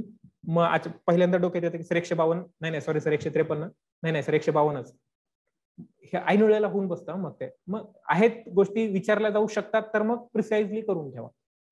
मग त्याची अपॉइंटमेंट प्रेसिडेंट कडून केली जाते. आणि मग हे दिस इज द युनिटरी फीचर. एकात्मिक म्हणजे लोकशाहीचं एकात्मिक पद्धतीचं एक खूप मोठं उदाहरण आहे की governor is the head of the state and is appointed by the union, central government, appointed by the president. Again president is working on the advice of the council of minister. ही एकात्मिक. Federal system जर follow केली असती तर federal system मध्ये हे याला अर्थच नसला असता गव्हर्नर ह्या पदाला. म्हणजे अमेरिकन सिस्टीम मधला गव्हर्नर हा निवडून येतो, इलेक्शन होतात त्याचे. हा, महाराष्ट्रात सॉरी भारतामधल्या गव्हर्नरचे निवडणुका नाही आहेत ना. He is the nominee. नामनिर्देशन आहे त्याचं, राष्ट्रपतींकडून नामनिर्देशन आहे की तू असशील पुढचा गव्हर्नर. आणि मग पुन्हा कॉन्स्टिट्युशनल प्रोव्हिजन आहेत की जोपर्यंत गव्हर्नर राष्ट्रपतीच्या मर्जीने काम करतो, त्याला काही दिलेली नाहीये सिक्युरिटी टेन्युअरची, फक्त म्हणून ठेवलंय की प्रोव्हिजो. पण असं जरी असलं तरीही, असा त्याचा अर्थ होतो, असं जरी असलं तरीही तो 5 वर्ष काम करेल. म्हणजे जरी he is working on the with the pleasure of the president, under the pleasure of president. म्हणून गव्हर्नरची नियुक्ती पण under the hand and seal of the president of India होते बरं का. म्हणजे अपॉइंटमेंटचे प्रकार आहेत. Under his hand and seal म्हणजे फक्त राष्ट्रपतीच करू शकतो, ऑन बिहाफ ऑफ द राष्ट्रपती नाही करू शकत. मंत्र्यांची नियुक्त्या कोण करतात? कॉन्स्टिट्यूशन मध्ये वापरलेले शब्द आहेत ना की president shall appoint or the any person authorise by the president, असे शब्द वापरलेले आहेत ना. Under his hand and seal म्हणजे फक्त अंडर हिज हँड म्हणजे तो व्यक्ती जो ऑथोराइज्ड आहे, आणि सील म्हणजे राजपत्र तो व्यक्ती करणार आहे. त्याच्याशिवाय दुसरं कोणी नाही करू शकणार आहे. राष्ट्रपतीच निवड करू शकणार आहे त्याची, दुसरं कोणीच निवड करू शकत नाही. आणि राष्ट्रपतीच जेव्हा येतो तेव्हा नेसेसरीली काउन्सिल ऑफ मिनिस्टरच येतं. काउन्सिल ऑफ मिनिस्टरच्या ऍडवाइसने मग त्याची निवड होते. देअरफॉर इट बिकम द एकात्मिक feature, unitary feature of the constitution किंवा इंडियन पॉलिटिकल सिस्टम. मग प्रश्नच विचारला डायरेक्ट की याचं उत्तर तुम्हाला, मग तुम्ही आपापल्या अभ्यासाने ज्याला वाटतं ते देऊ शकतात बघा. की कोणाला तरी डॉक्टर बाबासाहेब आंबेडकरांचं मत की हे युनिटरी कडे झुकलेलं आहे, क्वासी फेडरल सिस्टीम आहे म्हणून गव्हर्नर हे पद असावं, आणि कोणाला वाटू शकतं की नसावं, पण फक्त आपल्याला जे सांगायचं ते सबस्टॅन्शिएट करता आलं पाहिजे. हे दुसरं गव्हर्नर, एक अँटी डिफेक्शन, दुसरं गव्हर्नर. मग तिसरा मुद्दा येतो तो म्हणजे की काउन्सिल ऑफ मिनिस्टरचा विस्तार हे बोलून झालाय. काय ह्याच्या संदर्भातले काय कॉन्स्टिट्यूशन मध्ये प्रोव्हिजन्स आहेत, आणि हे powers of the speakers and deputy speakers related to anti defection म्हणतोय मी स्पेसिफिकली. म्हणजे अभ्यासाच्या दृष्टीने तुम्ही गोष्टी वाचलेल्याच आहेत, फक्त इंटरव्ह्यू पॉइंट ऑफ व्ह्यूने स्पीकरच्या आणि डेप्युटी स्पीकरच्या काय पॉवर्स आहेत. म्हणजे डेप्युटी स्पीकरच्या विरोधातच यांनी अविश्वासाचा ठराव आणला ना आता, जेव्हा डेप्युटी स्पीकर निर्णय देत होता तेव्हा. किंवा डेप्युटी स्पीकरने 16 लोकांचं निलंबन केलंय बरं ऑलरेडी. शिंदे गटातली 16 व्यक्ती आहेत, त्या 16 व्यक्तींना डेप्युटी स्पीकर तेव्हाचे. महाराष्ट्राला 1 वर्ष स्पीकरच नव्हता बरं का, मुद्दा महत्वाचा आहे हा. वर्षभर महाराष्ट्राला स्पीकरच नाहीये बरं का. कुठल्या पक्षाचा व्हायचा, कोणाच्या पक्षाचा होणार, कोणाला मिळालं पाहिजे स्पीकर हे पद. मोठं आहे ना तसं पद. हे मुख्यमंत्र्यांनंतर सगळ्यात जास्त अधिकार ह्यालाच असतात. म्हणजे तो मुख्यमंत्र्यापेक्षा जास्त खरं तर मुख्यमंत्र्याला पण हा एक्सपेल करू शकतो, एवढे अधिकार स्पीकरला आहेत. आणि घटनात्मक आहेत ते अधिकार सगळे दिलेले. स्पीकरच नाहीये, 1 वर्ष महाराष्ट्राला स्पीकर नाहीये. अधिवेशन झालं ते 3 दिवसाचं अधिवेशन झालं मागचं. त्या 3 दिवसाचं अधिवेशन फॉलो केलं यांनी, डेप्युटी स्पीकर भास्कर जाधव. त्यांनी 12 लोकांना निलंबितच करून टाकले 2 दिवसामध्ये. मग डेप्युटी स्पीकर काम बघतोय. डेप्युटी स्पीकरनं दिलेले निर्णय, डेप्युटी स्पीकरनं एक्सपेल केलेत बरं का ही 16 लोक. पण पुन्हा मॅटर कॉन्स्टिट्युशनल आहे म्हणून सुप्रीम कोर्टात डायरेक्ट गेला. हा पुन्हा प्रश्न आहे बरं का की how come you can approach to Supreme Court directly. म्हणजे मॅटर एवढा पॉलिटिकल मॅटर असेल तर हायकोर्टामध्ये जायचं ना. म्हणजे ओरिजिनल ज्युरिडिक्शन नाही आहे सुप्रीम कोर्टाचा. सुप्रीम कोर्टाच्या ओरिजिनल ज्युरिडिक्शन मध्ये येत नाही. जर एखाद्या इंदिरा गांधींना पक्षातून काढून टाकलं होतं आणि इंदिरा गांधींच्या निवडणुकीवर जे प्रश्नचिन्ह उभं राखलं होतं 1972च्या राजनारायण वर्सेस इंदिरा गांधी केसमध्ये, इंदिरा गांधी गेल्या होत्या अलाहाबाद हायकोर्टामध्ये, अपील आहे पुढे. सुप्रीम कोर्टाचं ओरिजिनल ज्युडिक्शन नाहीये, तरी सुप्रीम कोर्टात कसं काय, साधा सोपा सरळ प्रश्न येऊ शकतो ना पॅनल मेंबरकडून. सुप्रीम कोर्टात कसं काय, if the matter is constitutional interpretation of the constitution, then you can directly approach to Supreme Court. Matter of interpretation of the constitution, म्हणून सुप्रीम कोर्ट हे ह्या गोष्टी एंटरटेन करत आहे. सो स्पीकर, डेप्युटी स्पीकरच्या पॉवर्स आणि रिलेटेड टू आता जे चाललंय ते बरं का, म्हणजे बाकी गोष्टी नाही वाचल्या तरी चालतंय, ते तुम्ही अभ्यासाशी रिलेटेड वाचणार आहेत, पण इथं जे चाललंय ते. आणि गव्हर्नरच्या मुद्द्यामध्येच फक्त येऊ दे, ते 12 लोकांचं नॉमिनेशन जे विधान परिषदेमध्ये करायचंय ते अजून केलेलं नाहीये बरं का, म्हणजे अगदी 2 वर्षापासून रखडलेली गोष्ट आहे ना ती. म्हणजे हे गव्हर्नरचं पद असावं का नसावं यामध्ये हे मुद्दे पण तुम्ही सांगू शकतात की हे असे मुद्दे आहेत. पुन्हा त्याला लागूनच येऊ शकतं की विधान परिषद मुळात असावी का नसावी, हा पण मुद्दा. मी पुन्हा सांगतोय बरं का की 1,00,000 प्रश्न जरी आपण इथे डिस्कस केले ना, की ते प्रश्न जशाल तसे येतील याचे चान्सेस म्हणजे कोणीच नाही सांगू शकत. जसं टेस्ट सिरीज आपण सोडवतो ना, की 1 कोटी जरी प्रश्न सोडवले तरी त्यातला प्रश्न एमपीएससी विचारणार नाही हो.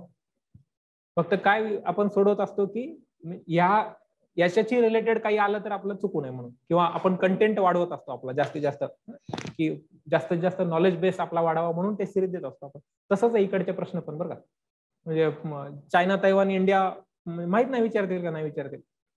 महाराष्ट्रातले डायरेक्ट महाराष्ट्रावर 4 गोष्टी तुला विचारल्या आणि जा म्हणलं, मग त्यातल्या स्पेसिफिकली मग आपल्याला पुढची गोष्ट जी बघायची आहे ती. दुसरं काही बोलायचं का याच्यावर कोणाला आणखी, म्हणजे काही राहतंय का, सगळ्यांनाच तुम्हाला काही सुचवायचं असेल तर, म्हणजे इकडे पण बोललं तर चालणार आहे. हे सोडून आणखीन काही अभ्यास करायचा आहे का ह्या गोष्टी.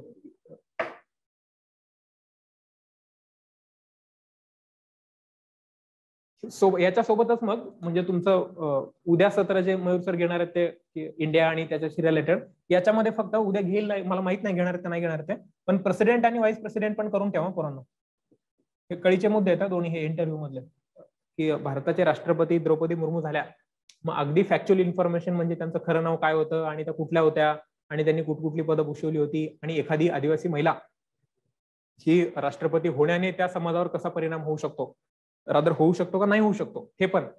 मग हे आपल्याला सबस्टॅन्शिएट करता आले पाहिजेत. मागची फुल 5 वर्षांची टर्म रामनाथ कोविंद यांची गेली. Ramnath Kovind was also from the one of the communities की ज्यांची अपलिफ्टमेंट अजूनही गरजेची आहे. मग त्याने झालं का, रामनाथ कोविंद राष्ट्रपती झाल्याने त्या समाजावर काय परिणाम झाला मागच्या 5 वर्षामध्ये, किंवा काही पुढच्या काळामध्ये त्या समाजावर चांगले वाईट परिणाम दिसत आहेत का ते झाल्याने, चांगलेच करतं वाईट नाही.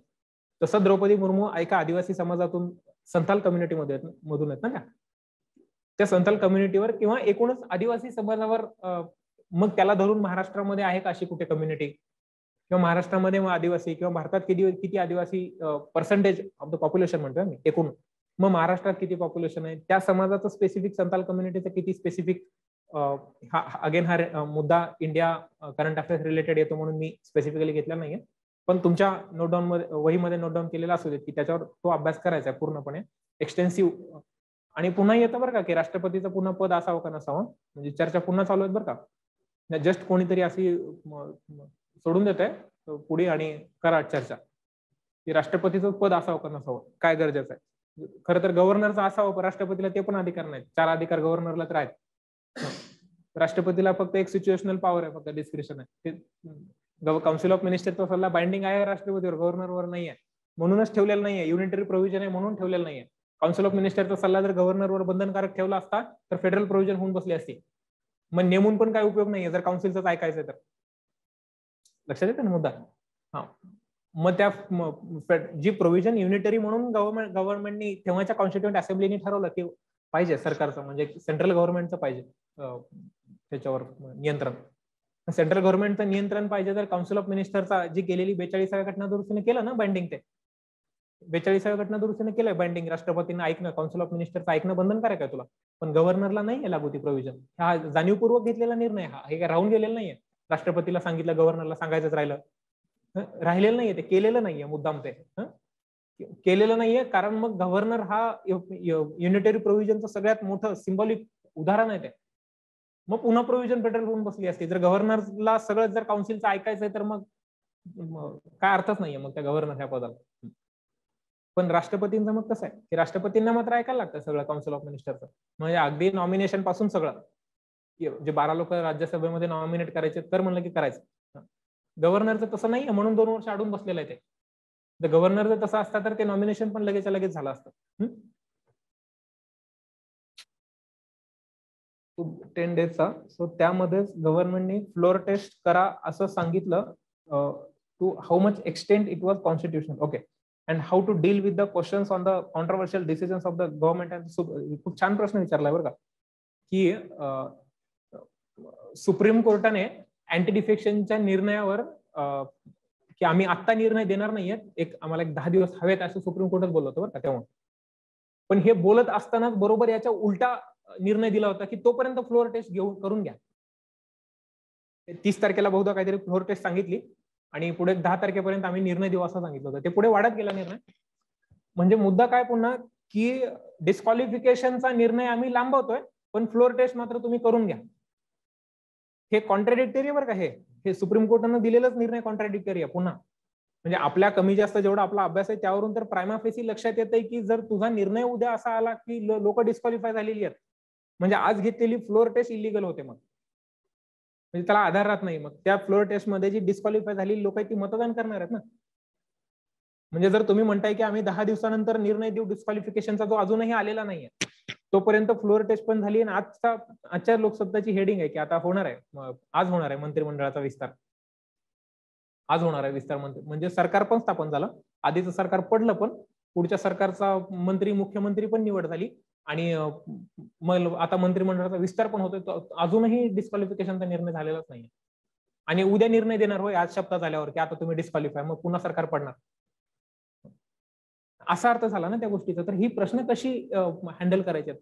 पुन्हा मी सांगतोय, काम कंपोज राहून सर, मला माझ्या अभ्यासाअंती हे लक्षात येत आहे की डिस्क्वालिफिकेशनच्या निर्णयानंतर फ्लोअर टेस्ट व्हायला हवी होती. पण याच्यामध्ये जे आर्ग्युमेंट मांडले गेले ना तज्ञांकडून, काय मांडले गेले की ह्याला काय उत्तर काय असू शकतं याला, की सुप्रीम कोर्टाने असं का केलं, म्हणजे सुप्रीम कोर्टाला काय कळत नाही अशातला भाग नाही हा. सुप्रीम कोर्टाला दिसतंय की निर्णय झुकू शकतो की दे आर नॉट डिस्क्वालिफाईड.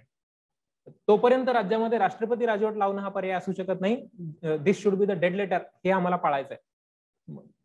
राष्ट्रपती राजवट लागू करावी, राष्ट्रपती राजवटीच्या प्रोव्हिजन्स हे डेड लेटर असावं, बाबासाहेबांनी सांगून ठेवलं. ह्याचं आम्ही पालन करतोय. म्हणून आम्हाला आता प्रायमा फेसी दिसताना याचा निर्णय काय असू शकतो, टेक्निकॅलिटीज मध्ये जाण्यासाठी आम्हाला अभ्यासाला वेळ पाहिजे. पण प्रायमा फेसी दिसताना दिसते की हे डिस्क्वालिफाय नाही होऊ शकत, लोक नाही होऊ शकत आहेत, म्हणून फ्लोअर टेस्ट घ्या. पण आता सांगताना उत्तर सांगायचंय की सर, अभ्यासाअंती असं लक्षात येत आहे की जर डिस्क्वालिफिकेशनचा निर्णय आधी झाला आणि मग जर फ्लोअर टेस्ट नंतर झाली असती तर हे जास्त कॉन्स्टिट्युशनल आणि असं झालं असतं. पण पुन्हा सर सुप्रीम कोर्टाने निर्णय या गोष्टीमुळे दिला, हे असं सांगून दिलाय हा निर्णय. हे असं सरपंच म्युन्सिपालिटी चेअरमनचे इलेक्शन, हा तो पण आहे मुद्दा माझ्या ह्याच्यावर आहे, direct indirect better option. Okay. Kapil Sibal यांचे सुप्रीम कोर्ट विषयीचे व्ह्यू. हा, योगेश सांगतोय की कपिल सिब्बल यांनी सांगितलंय की असं. हा, काय पॉईंट होता आपला? हा, प्रेसिडेंट आणि व्हाईस प्रेसिडेंटच्या इलेक्शनच्या संदर्भामध्ये फॅक्च्युअल डेटा पण करून घ्या आणि ओपिनियन बेस्ड पण करून घ्या. की ओपिनियन बेस्ड काय, तर एखादी महिला राष्ट्रपती झाल्याने महिलांचे प्रश्न सुटायला मदत होते का, पहिला. आणि एखादा व्यक्ती अमुक एका कम्युनिटी मधून येतो आणि कुठलं तरी एक सर्वोच्च पद धारण करतो, म्हणून त्या कम्युनिटीवर काय डायरेक्ट इनडायरेक्ट परिणाम होतात का किंवा नाही होत आहेत का. मग त्याला लागूनच प्रतिभाताई पाटील आणि हे पण करून घ्या, कारण महिला राष्ट्रपती आणि महाराष्ट्रातून झालेल्या आहेत म्हणून. प्रतिभाताई पाटील बद्दल फारसा अभ्यास करण्याजोगं असं काही तुम्हाला मिळेल असं नाहीये, पण पुन्हा करायला पाहिजे. आता काय ते झालं इथपर्यंत. मग पुढचा मुद्दा की ते बरं ह्यालाच लागून आहे, पॉलिटिकल पॉइंट आहे म्हणून, की महाराष्ट्रातल्या एकतर ते ओबीसी रिझर्वेशनचा मुद्दा बरं का पूर्व. ओबीसी रिझर्वेशन पॉलिटिकल रिझर्वेशन, म्हणजे आता सुप्रीम कोर्टानं ज्याला ग्रीन सिग्नल दिला. आणि प्रभाग रचनेच्या बद्दल आत्ताच्या सरकारने घेतलेला निर्णय.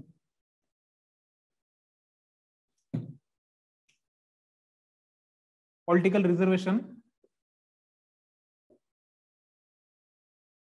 ऑफ ओबीसीज, सुप्रीम कोर्टाचा निर्णय. आणि दुसरी गोष्ट ते प्रभाग रचनेच्या म्हणजे ऑलरेडी महाविकास आघाडीनं जी प्रभाग रचना म्हणजे एका प्रभागामध्ये 3 जणांचं होतं ना पूर्वी केलेलं, आणि यांनी निर्णय बदलून तो 4 जणांचा केला, आणि महापालिकेच्या जागांमध्ये पण वाढ केली होती. ती वाढवलेल्या जागा आता पुन्हा पूर्ववत आणलेल्या आहेत. 227चं 36 केलेलं, आणि पुन्हा आता ते 36 त्यांनी आता हे पुन्हा हे यांनी अध्यादेश काढून आणलं होतं बरं का, हे त्या सगळ्या गोष्टी केलेल्या. त्याच्यामुळे पुन्हा ह्या पण सरकारला करायचंय तर ते ऑर्डरनीच आणलेलं आहे. कायदा पास करा. मुंबई ग्रामपंचायत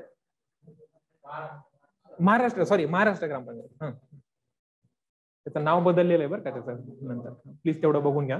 सो हे प्रभार आहे ना, हे पॉलिटिकल रिझर्वेशनच्या संदर्भामधला मुद्दा, पण ओबीसी आरक्षण म्हणजे महापालिकेमध्ये आणि सगळीकडेच प्रशासकाच्या नियुक्त्या झाल्या, म्हणजे पुन्हा प्रशासकाला सगळे अधिकार दिले.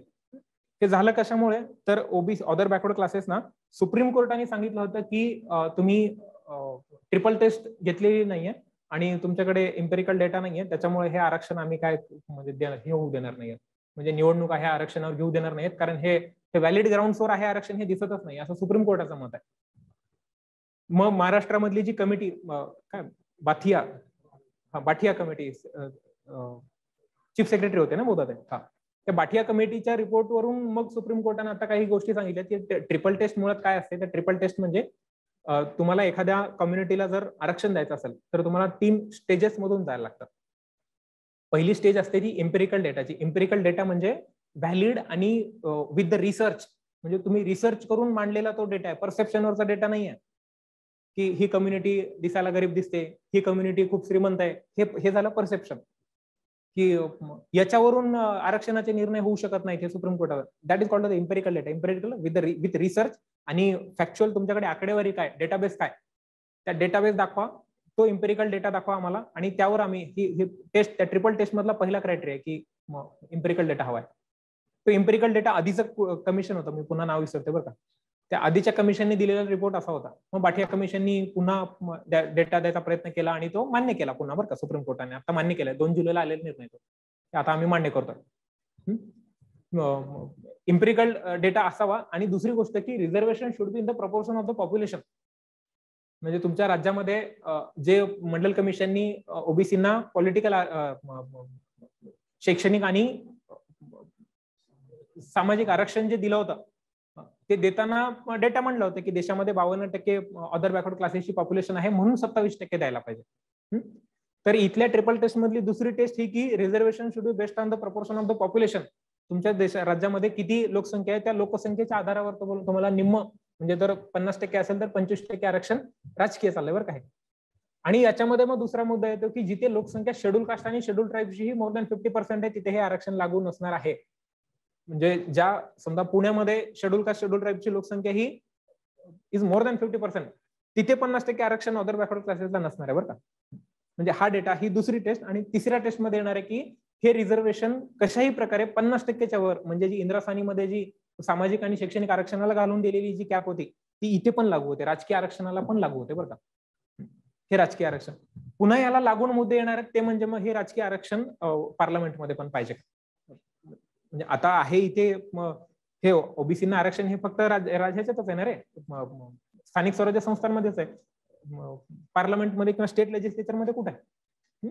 याच्यासोबतच ह्याच आरक्षणासोबत मुद्दा येतो पॉलिटिकल आरक्षण टू वुमेन, पॉलिटिकल रिझर्वेशन. म्हणजे स्थानिक स्वराज्य संस्थांमध्ये आहे ते आता 50 आहे ना महाराष्ट्रामध्ये, 33 असावं असं घटनात्मक तरतूद आहे, पण महाराष्ट्रात आहे ते 50%.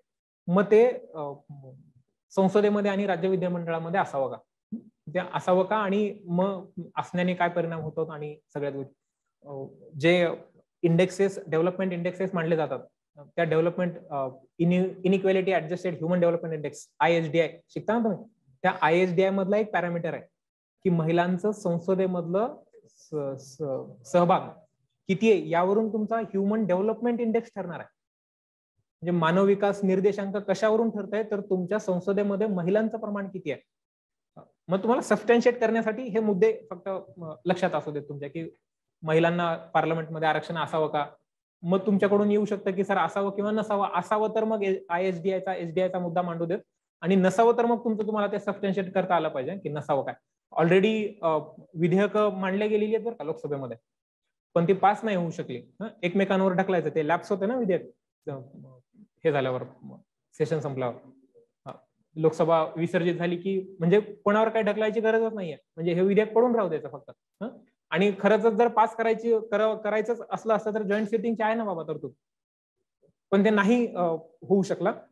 पुन्हा आपल्याला सबस्टन्शिएट करता मुद्दा येतो की पॉलिटिकल रिझर्वेशन टू ओबीसी महाराष्ट्रामध्ये स्थानिक स्वराज्य संस्थांमध्ये, आणि त्याच्यामुळे अडलेल्या निवडणुका. त्यालाच लागून पुढचा प्रश्न विचारला होता की सरपंचाच्या म्हणजे स्थानिक स्वराज्य संस्थांमधले जे प्राधिकरण आहेत त्यातल्या म्हणजे ग्रामपंचायत, पंचायत समिती, जिल्हा परिषद, महापालिका, नगरपालिका, नगरपंचायत जे काय असेल ते, त्यातल्या सरपंच, सभापती यांच्या निवडी ह्या थेट असाव्या का इनडायरेक्ट असाव्या. आता येणारं प्रत्येक सरकार बदलतंय बरं काय. आधी पूर्वी 2014 पूर्वी ह्या निवडणुका इनडायरेक्ट होत्या, म्हणजे निवडून सगळ्यांनीच यायचं, म्हणजे जी आता सिस्टीम पार्लमेंटमध्ये सिस्टीम जी फॉलो होती ती. पुन्हा फडणवीस सरकार आलं, फडणवीस सरकारने निवडणुका थेट केल्या. पुन्हा महाविकास आलं, महाविकासने पुन्हा सांगितलं इनडायरेक्ट इलेक्शन होतील. पुन्हा आता झाला का निर्णय त्याचा? झाला ना, पुन्हा थेट होणार. थेट होणार पुन्हा. हे आहे ते सरकार सलाईनवरच आहे बरं का. म्हणजे ज्या दिवशी सुप्रीम कोर्टाचा निकाल येईल त्या दिवशी कळेल हे खरंच सलाई नाही का काय. ते काढलं की सरकार पडलं. पुन्हा निर्णय यांनी घेतला थेट निवडणुका होणार आहेत. मग त्याचे इम्प्लिकेशन्स आपल्याला लक्षात आले पाहिजेत की जर सरपंच तुम्हाला वाटतंय थेट निवडून यावा, जर सभापती वाटतो थेट निवडून यावा, जर जिल्हा परिषदेचा अध्यक्ष वाटतो थेट निवडून यावा, पण मुख्यमंत्री मात्र वाटत नाही थेट निवडून यावा. तसा पंतप्रधान पण थेट निवडून, मग प्रेसिडेन्शियल सिस्टीमचे फॉर्म्स आहेत बरं का हे सगळे, प्रेसिडेन्शियल सिस्टीमचे. पण गांधीजींनी मांडून दिलेली जी सिस्टीम होती त्या गांधीजींच्या सिस्टीम मधून खेड्याकडे चला. गांधीजी सांगत होते की ग्रामपंचायतीची सगळी सदस्य ठरवून देतील सरपंच कोण असावा, सगळे सरपंच मिळून ठरवतील सभापती कोण असावा, सगळे सभापती ठरवतील अध्यक्ष कोण असावा, सगळे अध्यक्ष ठरवतील मुख्यमंत्री कोण असावा, सगळे मुख्यमंत्री ठरवतील.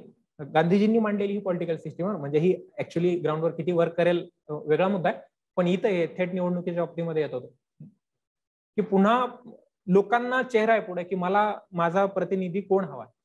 त्याच्यातून पुन्हा काही पॉलिटिकल कंपल्शन्स तयार होऊन बसतात बरं का, जे मागच्या निवडणुकीमध्ये लक्षात आलं की बहुमत एका गटाला आहे आणि सरपंच एका गटाचा आहे. विकासच होणार नाहीये बरं, होणारच नाहीये. म्हणजे कारण निर्णय घ्यायचे ते बहुमताने घ्यायचे, पुन्हा डिस्क्रिप्शन नाहीये सरपंचाचं की मला जे वाटतंय ते मी करणार आहे.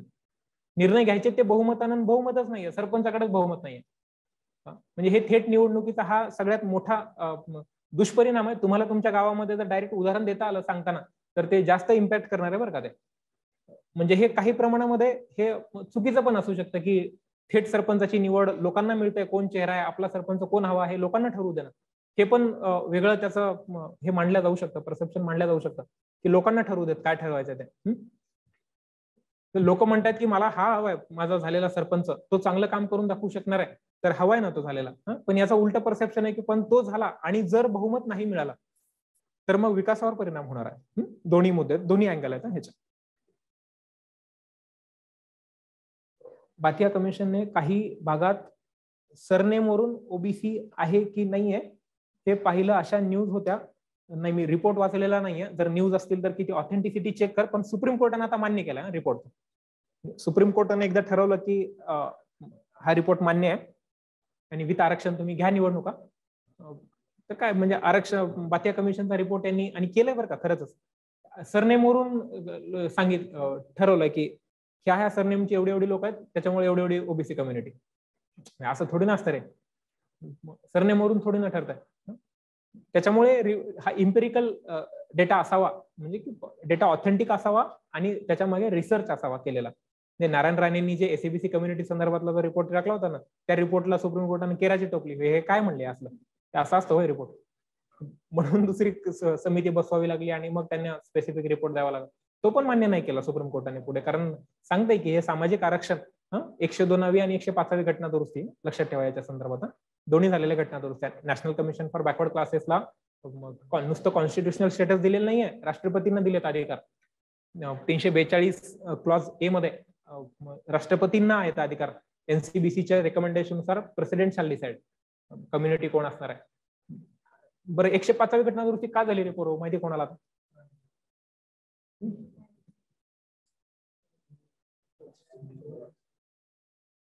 पॅनलची काय काय काय काय झालं? 105 काय घटना दुरुस्ती? हा, पण 102व्या घटना दुरुस्तीमध्ये ज्या गोष्टी सांगितल्या होत्या की president national commission for backward क्लासेसच्या शिफारसीनुसार प्रेसिडेंट शॅल डिसाइड ही कोण कोण लोक बॅकवर्ड क्लासेस मध्ये येणार आहेत, कोणत्या कम्युनिटीत येणार आहेत, हे डायरेक्ट स्टेटमेंट होते अमेंडमेंटमध्ये. सुप्रीम कोर्टानं याचा लिटरल मिनिंग घेतला. सुप्रीम कोर्टामध्ये पुन्हा राज्य सरकारांनी बोंबाबोंब करायला सुरुवात केली की आता आमचे अधिकार काढून घेतले, आता राज्य ठरवू शकणार नाहीये. महाराष्ट्र आहे ना की महाराष्ट्रामध्ये पण NT ABCD मध्ये ज्या कम्युनिटीज येतात, काही कम्युनिटीज राज्यामध्ये जरी ओबीसी असल्या तरी त्या केंद्रात ओपन जनरल कॅटेगरीमध्ये कन्सिडर होतात बरं का त्या. त्याच्यामुळे राज्यांनी काही कम्युनिटीजना ओबीसीचा दर्जा दिला, इट डझंट नेसेसरीली मीन की तुम्ही नॅशनल बॅकवर्ड क्लास मध्ये पण येणार आहेत असा त्याचा अर्थ नसतो. राष्ट्रपतींना दिलेले आहेत अधिकार, पण ह्याच्यामध्ये ते सांगितलं नव्हतं स्पेसिफिकली की हे राज्यांना पण अधिकार आहेत म्हणून. म्हणून राज्यांनी सुप्रीम कोर्टामध्ये धाव घेतली आणि सुप्रीम कोर्टाने लिटरल मिनिंग लावला त्याचा की हे असं असं आहे, बरोबर आहे, हे अधिकार फक्त सुप्रीम कोर्टाचा निर्णय बरं का, हा अधिकार फक्त राष्ट्रपतींना, राज्यांना नाही. बॅकवर्ड क्लासेस ठरवण्याचा अधिकार फक्त राष्ट्रपतींना आहे आणि तो 342A मध्ये दिलेला आहे. केलेली अमेंडमेंट बरोबर आहे. झालं. मग पुन्हा राज्यांनी गोंधळ करायला सुरुवात केली की आमचे अधिकार काढून घेतले वगैरे वगैरे. पार्लमेंट म्हणलं असं नाहीये, तुमचे अधिकार काढून घेतलेले नाहीयेत, सुप्रीम कोर्टानं वेगळा अर्थ लावला. म्हणून पुन्हा सुप्रीम कोर्टानं दिलेल्या जजमेंटला कायद्याचा अधिष्ठान आहे 142 142 ते बदलवायचं असेल तर तुम्ही असं तोंडी सांगून पार्लमेंटमध्ये भाषण करून नाही बदलू शकत. तुम्हाला आयदर कायदा पास करावा लागेल नाहीतर ती दुरुस्ती तशी करावी लागेल. म्हणून त्यांनी स्पेसिफिक पार्लमेंटरी अफेअर मिनिस्टरनी भाषण केलं आणि त्या भाषणामध्ये सांगितलं की सुप्रीम कोर्टानं लिटरल मिनिंग घेतलाय, असं नाहीये ते, म्हणून आम्ही 105वी घटना दुरुस्ती करतो. आणि 105व्या घटना दुरुस्तीने सांगितले की अधिकार राज्यांना पण आहेत, राज्यांचे अधिकार पण आहेत, राष्ट्रपतींना आहेत ते अधिकार, पण राज्यांना पण अधिकार आहेत, म्हणून 105वी. सो ओबीसी आरक्षणासंदर्भामधल्या त्या 2 घटना दुरुस्त्या लक्षात असू द्या.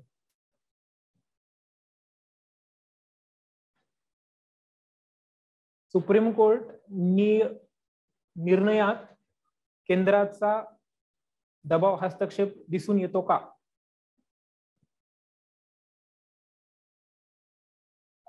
आता पुन्हा म्हणजे खरंच बघा प्रश्न विचारला की चांगला होतो, पॅनलिस्ट होऊ शकतो विजय बरं का तो चांगला, की सुप्रीम कोर्टाच्या निर्णयामध्ये केंद्र सरकारचा दबाव दिसून येतो का.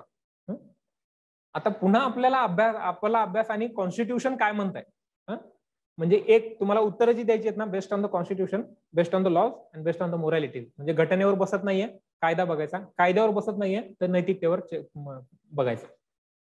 मग कोणी काही म्हणू द्या, म्हणजे सुप्रीम कोर्टाने काही म्हणू देत किंवा मोदीजींनी काही म्हणू देत, ते घटनात्मक आहे का? चेक होत नाहीये घटनात्मक आहे का, तर कायद्याला धरून आहे का? कायद्याला धरून पण आहे, चेक होत नाहीये, तर मग बेस्ड ऑन द मोरॅलिटी, नैतिकता, हे नैतिकतेत बसतंय का, असं असेल. सुप्रीम कोर्टानं आता हे मला माहित नाही तू कुठल्या निर्णयाच्या ह्याच्यावरून म्हणतोय ते, पण पुन्हा इन हाऊस बोलताना आहे ना, दिसतोय बरं का प्रभाव इथे बोलताना, पण हे इथं सांगायचं नाही बरं का, ह्याच्यामध्ये इंटरव्ह्यू मध्ये असतो केंद्राचा प्रभाव म्हणून, असं सांगायचं नाहीये. फक्त सांगायचंय की सर सुप्रीम कोर्टाने दिलेले निर्णय हे आपलं काम आहे की हे घटनात्मक आहेत का हे तपासायचं आहे. स्पेसिफिकली जर तुम्हाला पॅनल मेंबरनी एखादी घटनाच सांगितली, एखादा निर्णय सांगितला, मला आता लगेचच दिसत नाहीये बरं की ज्याच्यामध्ये रिफ्लेक्टच झालाय की केंद्राचा हस्तक्षेप इथे दिसू शकतो बरं का, ह्या डिस्क्वालिफिकेशनच्या वेळी. आधी डिस्क्वालिफिकेशन करायला हवं होतं, मग फ्लोअर टेस्ट द्यायला हवी होती, पण घटनेमध्ये असं सांगितलेलंच नाहीये, कुठे ग्रे एरिया. आणि अगेन कॉन्स्टिट्यूशनच अधिकार देते सुप्रीम कोर्टाला की you are the final interpreter, तुम्ही करायचंय फायनल इंटरप्रिटेशन. कोणी येते, संसदेने करायचं नाही आणि दुसरं कोणीच नाही करायचं, तुम्ही करायचंय. म्हणून दिसून येतो का, मग तुम्हाला उत्तर देता तिथं सांगितलं पाहिजे सर सुप्रीम कोर्टाने दिलेल्या निर्णयांचा आजपर्यंत केलेल्या अभ्यासावरून सर मला तरी दिसलेलं नाहीये की डायरेक्ट केंद्र सरकारच्या कुठल्या तरी निर्णयाचा प्रभाव त्या निर्णयावर आहे, माझ्या सर पाहण्यात नाहीये कुठलाच निर्णय असा दिसत नाही. मग जर तुम्हाला त्यांनी काउंटरच केलं तर ते कुठला तरी निर्णय सांगतील बरं का, असा की याच्यात दिसतोय ना, अमुक एका निर्णयामध्ये दिसतोय ना, सर मग आपल्याला त्याची मग कॉन्स्टिट्युशनॅलिटी तपासायला लागणार. कॉन्स्टिट्युशनल असेल तर मग काय केंद्राचा प्रभाव असू दे नाही तर नसू देत.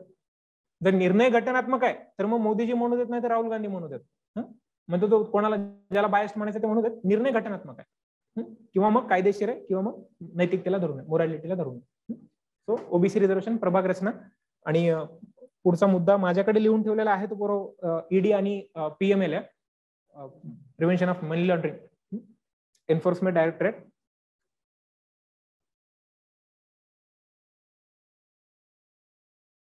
These are the boiling issues महाराष्ट्रामध्ये ऍटलिस्ट.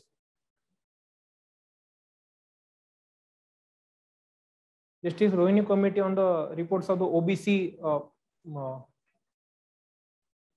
पण आता महाराष्ट्रामध्ये जो निर्णय झाला तो बाटिया कमिशनच्या रिपोर्टवरून झालाय बरं का. म्हणजे रोहिणी कमिटीच्या रिपोर्टवर जायचं का नाही जायचं पुन्हा मला अगेन माहित नाही, त्याचा अभ्यास वेगळा. पण मुद्दा पुन्हा वेगळा आहे रे. पण आता आहे ते बाटिया कमिशनवरच आपण राहिलं पाहिजे. ईडी आणि पीएमएलए, सुप्रीम कोर्टाने आता परवा निर्णय दिला ना पीएमएलएचा, प्रिव्हेन्शन ऑफ मनी लॉन्ड्रिंग, 2002चा कायदा होता. ऍक्च्युअल डेटा पुन्हा ईडीची स्थापना कधी झाली आणि त्याचे अध्यक्ष कोण आहेत आणि आता अध्यक्ष असे प्रश्न विचारतात. ईडीची स्थापना काय 50s मध्ये झालेली आहे ना, 57-58 मध्ये काहीतरी, 56 का, हा 56 मध्ये. मग हे फॅक्च्युअल आहे ना, हे 56 मध्ये ईडीची स्थापना झाली आणि स्थापना होताना ते एन्फोर्समेंट काहीतरी वेगळं नाव होतं बरं का त्यांचं. एन्फोर्समेंट समथिंग नाव आहे, डायरेक्टरेट त्यांना नंतर पुढच्या 1-2-5 वर्षांनी डायरेक्टरेट नाव आलाय. आताचे चेअरमन करून ठेवा बरं का, ईडीचे कोण आहेत ते, चेअरपर्सन कोण आहे आता, संजीव शर्मा का वर्मा कोणतरी आहे बरं का. पुन्हा फॅक्च्युअल डेटा आहे. आणि ईडीचे काय काय काम आहेत ईडीचे, एन्फोर्समेंट डायरेक्टरेटची कामं कोण आहेत, आणि असलेला अधिकारी हा IRS ऑफिसर असतो बरं का, साधारण इंडियन रेव्हेन्यू सर्व्हिसेस मधला अधिकारी असतो. आणि ईडी मध्ये काम करणारी लोक ही बहुधा डेप्युटेशन वरची आहेत बरं का, म्हणजे जास्त लोक तर डेप्युटेशन वरची आहेत. जातीनिहाय जनगणना करायला हवी की नाही, SECC काय करते तेच करते ना. भारत सरकारने सेन्सस ऑफ इंडियाचा डेटा वापरणं बंद केलं बरं का, ते वापरत नाहीत आता. SECCचा जो डेटा असतो, सोशो इकॉनॉमिक कास्ट सेन्सस चा डेटा वापरतात बरं का पॉलिसी मेकिंग साठी. म्हणजे ह्या जे तेंडुलकर कमिटी असू देत किंवा इथून पुढच्या सगळ्या आलेल्या ज्या समित्या आहेत ज्यावरून निर्णय झाले, पॉलिसी कशी बनवायची असेल तर हातात डेटा पाहिजे ना, की टार्गेटेड ग्रुप कोण आहे, किती आहे, त्या संदर्भामध्ये सरकार पॉलिसी बनवताना SECCचा सगळे आकडेवारी गव्हर्नमेंट कन्सिडर करताना सेन्ससची आकडेवारी घेणं बंद केलं सरकारने. ते लेजिटिमेट नाही असं त्यांना दिसतंय की सेन्ससवरून फारसं लक्षात येत नाही कुठल्या कम्युनिटीचे आणि कसं. सो SECC मधून ते लक्षात येणार आहे. जातीनिहाय जनगणना व्हायला पाहिजे का नाही व्हायला पाहिजे ते लक्षात यायला पाहिजे. खरंच देशातली परिस्थिती, सामाजिक परिस्थिती काय हे लक्षात येण्यासाठी ती जनगणना होणं गरजेचं आहे.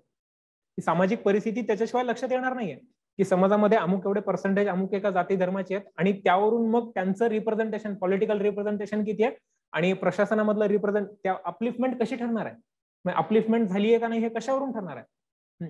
एकतर त्यांचा आर्थिक स्तर उंचावलाय का आणि त्यांचं रिप्रेझेंटेशन कसं आहे, समाजामध्ये असलेलं रिप्रेझेंटेशन किती आहे ते आकडेवारीशिवाय कळणार नाहीये. ब्युरोक्रेसी मधले प्रशासनातले आकडे कळू शकतील, समाजात किती संख्या आहे ते कसं कळणार आहे. समाजात संख्या 100 आहे आणि आकडेवारी तिकडे प्रशासनामध्ये दिसते 10, आकडेवारी दिसताना 10 दिसते पण समाजात 100 आहे का 1000 आहे ते कळणार, त्याच्या प्रपोर्शन कळणार नाहीये तुम्हाला, 10% आहे का 1% आहे. त्याच्यामुळे पुन्हा आणि पुन्हा याच्या उलट पण कोणीतरी म्हणू शकतं बरं का की जातीनिहाय जनगणना केली तर समाजात पुन्हा तेढ निर्माण होईल आणि वेगवेगळे पुन्हा आरक्षणाच्या मागण्या सुरू होतील. ह्याचा उलटा पण मुद्दा असू शकतो जातीनिहाय. ईडी आणि मुद्दा होता की ईडी एन्फोर्समेंट डायरेक्टरेटचा ची कामं काय काय असतात. मुख्यतः याची स्थापना झाली कारण पुन्हा 48 मध्ये, मी नेमकं कायद्याचं नाव विसरतोय, फॉरेन एक्सचेंज मॅनेजमेंटच्या संदर्भात जो पुढे फेरा झाला 73 मध्ये जो फेरा झाला आणि त्या फेराचा पुढे 99ला फेमा झाला. त्या फेराच्या पूर्वीचा जो फॉरेन एक्सचेंज संदर्भातला जो कायदा होता त्या कायद्याच्या इम्प्लिमेंटेशन आणि त्यामध्ये त्याच्यावर लक्ष ठेवण्यासाठी ईडीची मुळात स्थापना झाली होती. आणि मग त्या कायद्याचं पुढे फेरामध्ये झालं आणि फेराचा फेमा, आता सुद्धा फेमाच्या सगळ्या तरतुदी ह्या ईडी करून एन्फोर्स होतात. फेमा 1999च्या आणि पीएमएलएच्या सुद्धा बरं का. म्हणजे हे आता रडारवर 2 कायदे आहेत, हे फॉरेन एक्सचेंज मॅनेजमेंट आणि प्रिव्हेन्शन ऑफ मनी लॉन्ड्रिंग, ह्या 2 कायद्याच्या तरतुदी एन्फोर्स करण्याचे अधिकार कायद्यानं ईडीला आहेत बरं का. हा कायदा सांगतोय पीएमएलएचं सेक्शन 5 किंवा 6, हे अधिकार एन्फोर्समेंटचे अधिकार हे एन्फोर्समेंट डायरेक्टरेटला आहेत. हा कायदा सांगतोय की हा कायदा कोणी एन्फोर्स करायचा, तर पोलिसांनी नाही एन्फोर्स करायचा. पुन्हा ईडी इज नॉट पोलीस. काल त्या सुप्रीम कोर्टाच्या निर्णयात सांगितलेलं बरं, ईडी इज नॉट पोलीस. म्हणजे ईडीला पोलिसांचे अधिकार आहेत का, म्हणजे तुम्ही अटक करणे आणि पोलीस कोठडी नाही बरं का ती, म्हणजे ईडी कोठडी आहे ती वेगळी. की ईडीच्या कोठडीमध्ये दिलेले, पोलीस कोठडी नाहीये. म्हणजे आता जे संजय राव आहेत, संजय राव जिथे आहेत, संजय राव पोलीस कोठडीत नाही येते, ते ईडीच्या कोठडीमध्ये. म्हणजे ED is again not a police. पुन्हा PMLA, prevention of money laundering, आणि फेमा, ह्या 2 कायद्याच्या इम्प्लिमेंटेशनसाठी फॉरेन एक्सचेंज आणि मनी लॉन्ड्रिंग, काळा पैसा, ह्याच्या इम्प्लिमेंटेशनसाठी ईडीची, आणि ईडीचा पुन्हा मग प्रश्न येणार बरं का, ईडीचा गैरवापर होतोय का, ईडीचा वापर ट्रम्प कार्ड सारखा होतोय का. हा पुन्हा अगेन ईडीचा वापर होतोय का सर, आपल्याला सांगायचं की सर परसेप्शन समाजामध्ये आहे की ईडीचा गैरवापर होतोय. परसेप्शन सांगायचं बरं का हे, की हो सर ईडीचा गैरवापर होतोय. सांग उदाहरण कुठे आहे आपल्याकडे. म्हणजे संजय राऊतांना जी अटक झाली, ती अटक झाली ती संजय राऊत जर आज सत्तेत असले असते तर नसती झाली, हे सत्य आहे. म्हणजे त्या लोकांना अटक होते जी सत्तेच्या बाहेरची आहेत. एखादं कुठेतरी उदाहरण सापडेल आपल्याला की जी सत्तेत आहेत त्या लोकांना ईडीने पकडलाय. पण पुन्हा आपल्याला सांगायचं सर हे पब्लिक परसेप्शन आहे. जसं करप्शनला आपण म्हणतो की सर पब्लिक परसेप्शन आहे की प्रशासनामध्ये करप्शन आहे. सर पब्लिक परसेप्शन आहे की तुमचं काय परसेप्शन आहे. मग तुम्हाला डायरेक्ट प्रश्न विचारला तर एवढं जाणार नाही खोलात, पण तरीही सर परसेप्शन आहे की म्हणजे ईडीवर प्रभाव आहे ज्यांची सत्ता आहे त्यांचा. नाकारण्याचं कारण नाहीये बरं काही ते, म्हणजे ब्लफिंगचं तर कारणच नाहीये बिलकुल. नाही सर ईडी कशी स्वतंत्र बुद्धीने काम करते, हे असं नाहीये ते. So ED and PMLA. मग पुढचा मुद्दा आहे तो आत्ताचा नंदुरबार, हे सॉरी भंडारा गोंदियाची रेप केस.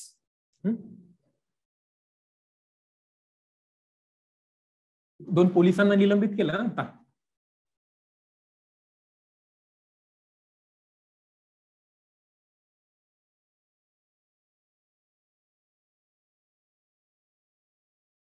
आणि हा बॉइलिंग असणार आहे हा पॉईंट तुमच्या इंटरव्ह्यूच्या काळामध्ये पण, की ती रेप केस. आणि स्पेसिफिकली पुन्हा आता हे सगळ्यांनाच येईल का तर येऊ पण शकतात, पण स्पेसिफिकली पुन्हा नागपूर आणि येणार, तिकडच्या लोकांना स्पेसिफिकली येणार की तुमच्या एरियामध्ये झालाय, तुमच्या एरियामध्ये झालाय तर मग तुम्हाला येणार प्रश्न बरं का.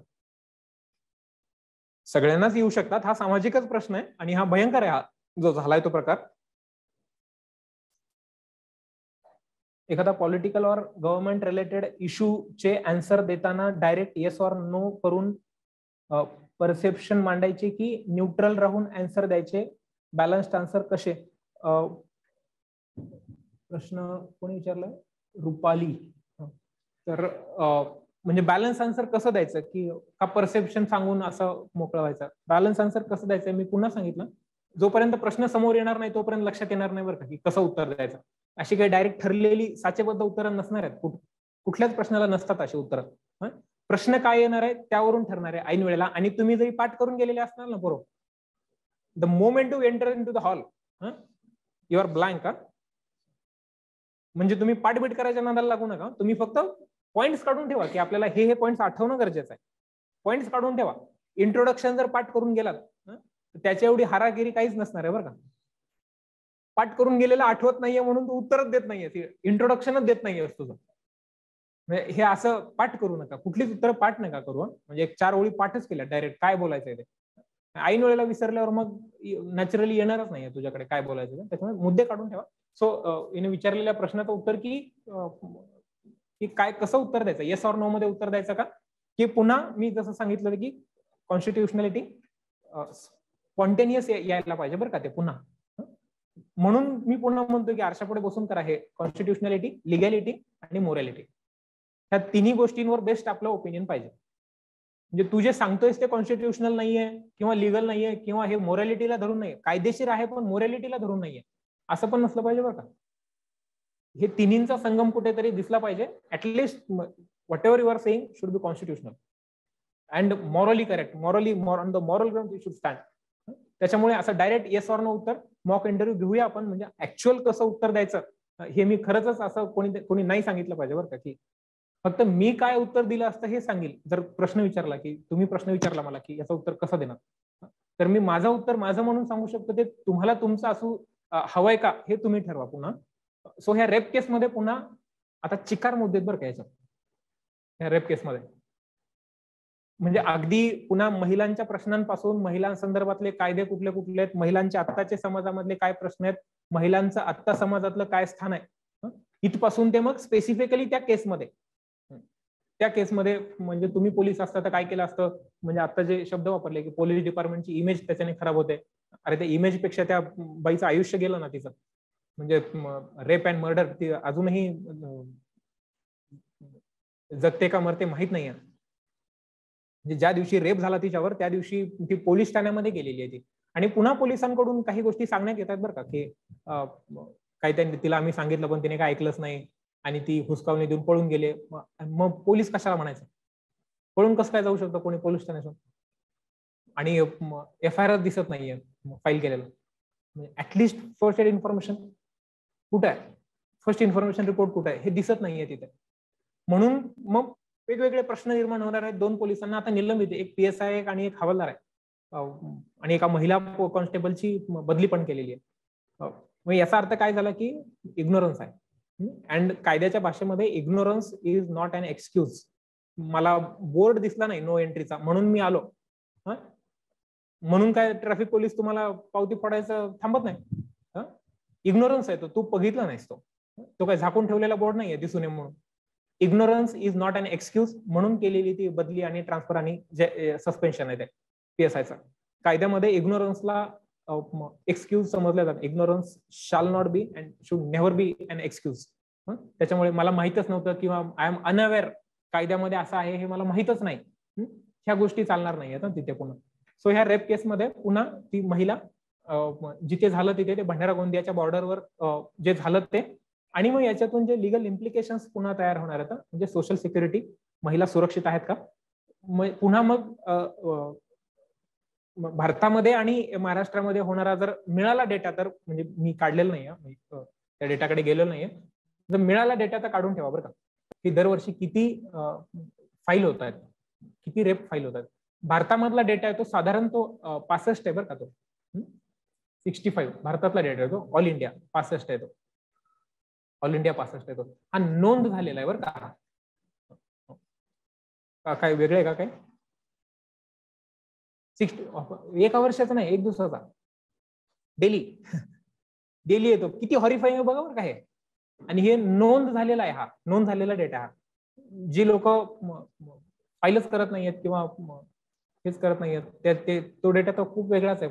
पुन्हा एकदा ऑथेंटिकेट करा बरं का हा डेटा, सब्जेक्ट टू करेक्शन्स. हा डेटा फक्त एकदा ऑथेंटिक करून घ्या, देशाचा पण डेटा किती आणि महाराष्ट्राचा पण डेटा किती येतो, तर ह्या दोन्ही गोष्टी फक्त बघून घ्या. आणि महिला संदर्भातले मग सगळ्या कायद्याच्या तरतुदी, महिला संदर्भात म्हणजे अगदी डावरी प्रोहिबिशन सोबतच आत्ताच कालच्या 2 दिवसापूर्वीच्या न्यूजपेपरमध्ये बातमी आहे की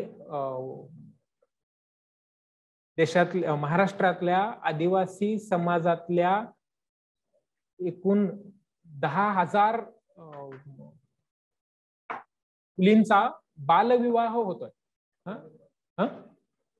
नंदुरबार मध्ये 10,000 शपथ बालविवाह, 10,000 मुलींचा बालविवाह आहे, आणि त्या बाल वयामध्ये ती मुलगी माता पण होते. हे हॉरिफाईंग आहे.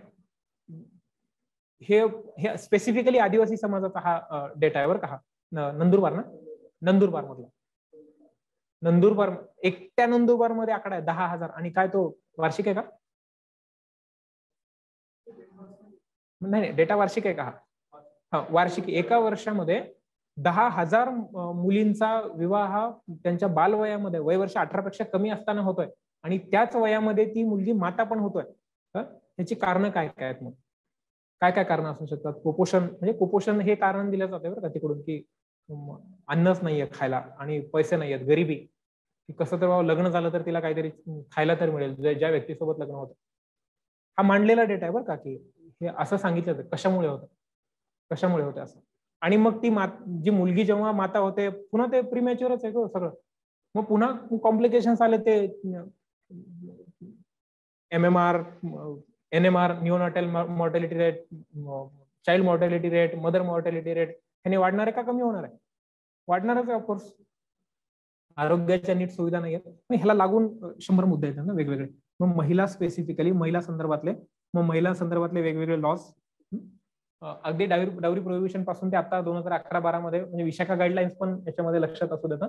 म्हणजे सुप्रीम कोर्टानं जिथे डायरेक्ट इंटरफेअर केलं, भवरी देवीच ना, राजस्थान, त्याच्या ज्यावरून विशाखा गाईडलाईन्स, विशाखा नावाची ऑर्गनायझेशन आहे तिकडे, एनजीओ, त्या एनजीओनी च्या मार्फत ती केस लढली गेली होती. म्हणून सुप्रीम कोर्टानं, that is judicial activism, it is called judicial activism, सर्वोच्च न्यायालयानं गाईडलाईन करून दिलेलं आहे की या पद्धतीनं कायदा करा म्हणून पुढे तो sexual harassment at work place आणि हे सगळे कायदे झाले. सो महिलांसंदर्भातले सगळे कायदे, महिलांची सामाजिक परिस्थिती चांगली वाईट जे मांडायचं ते सगळंच, महिलांची आता असलेली समाजातली परिस्थिती आणि सोबतच मग रिप्रेझेंटेशनचे पण येणार आहेत मुद्दे.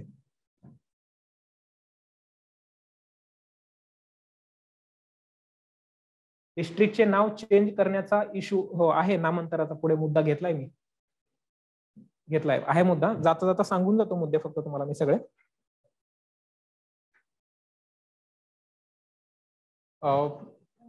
हा झाला. याच्यावर आणखीन वेगळं काही मांडायचंय? मागे पार्लमेंटरी कमिटीचा रिपोर्ट आलाय मेट्रोसाठीचा, अख्ख्या भारतासाठीचा रिपोर्ट आहे बरं का तो.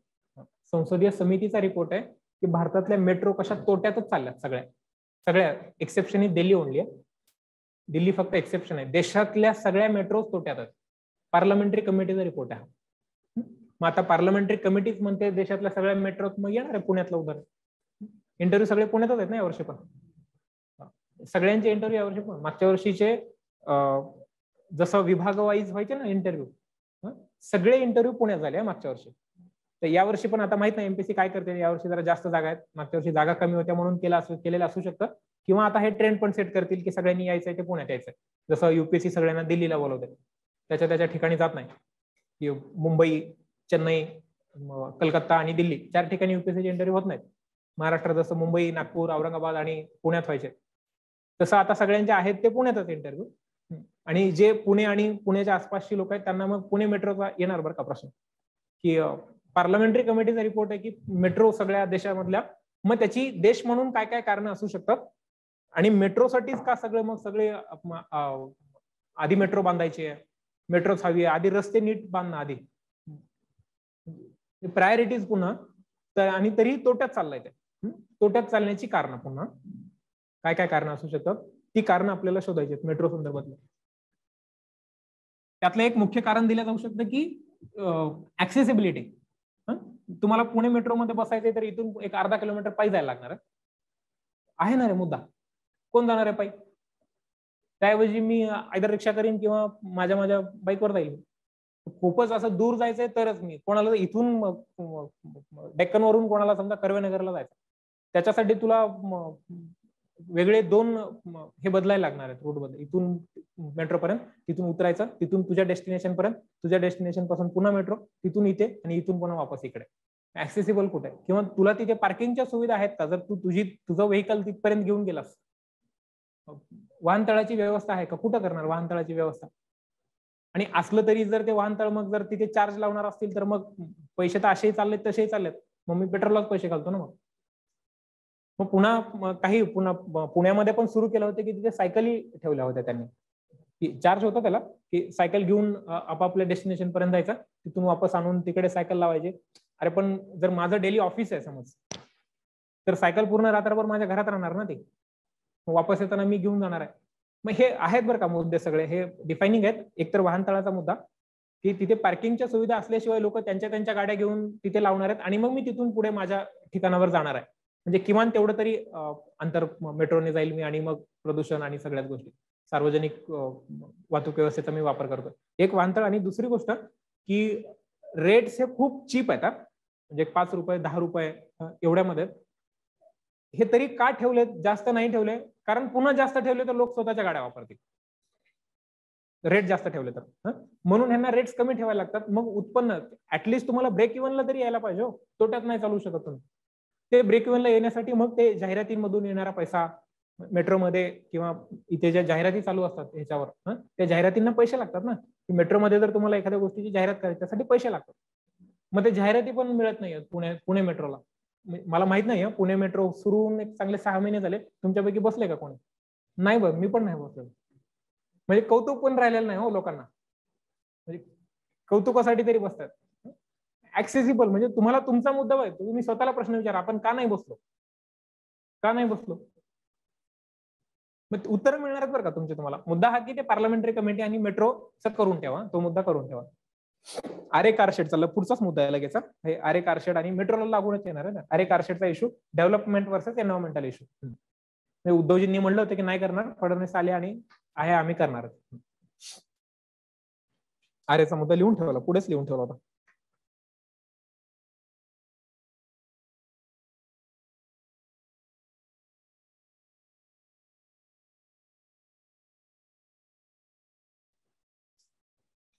ते ईडीच्या इथे फक्त specifically ED is working under the finance ministry. Finance मिनिस्ट्रीचे जे एकूण 6 डिव्हिजन आहेत, त्या 6 डिव्हिजन मधलं एक डिव्हिजन म्हणजे जे बजेट तयार करतं, department of economic affairs. Finance मिनिस्ट्रीच्या department of economic affairs under आधी ते रेव्हेन्यूच्या अंडर काम करायचं बरं का. म्हणजे जे एकूण 6 डिव्हिजन आहे त्यातलं एक department of economic affairs, department of expenditure, department of revenue, department of financial services आणि ते डिपम इन्व्हेस्टमेंट अँड डिसइन्व्हेस्टमेंट काय ते आहे. Asset management. हो, डिसइन्व्हेस्टमेंट अँड असेट मॅनेजमेंट, डिपम.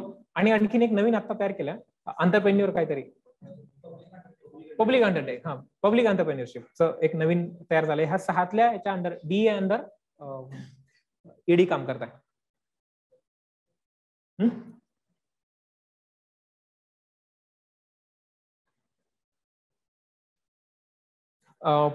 पुन्हा स्पेसिफिकली हा काही जिल्हा स्पेसिफिक प्रश्न नाहीये.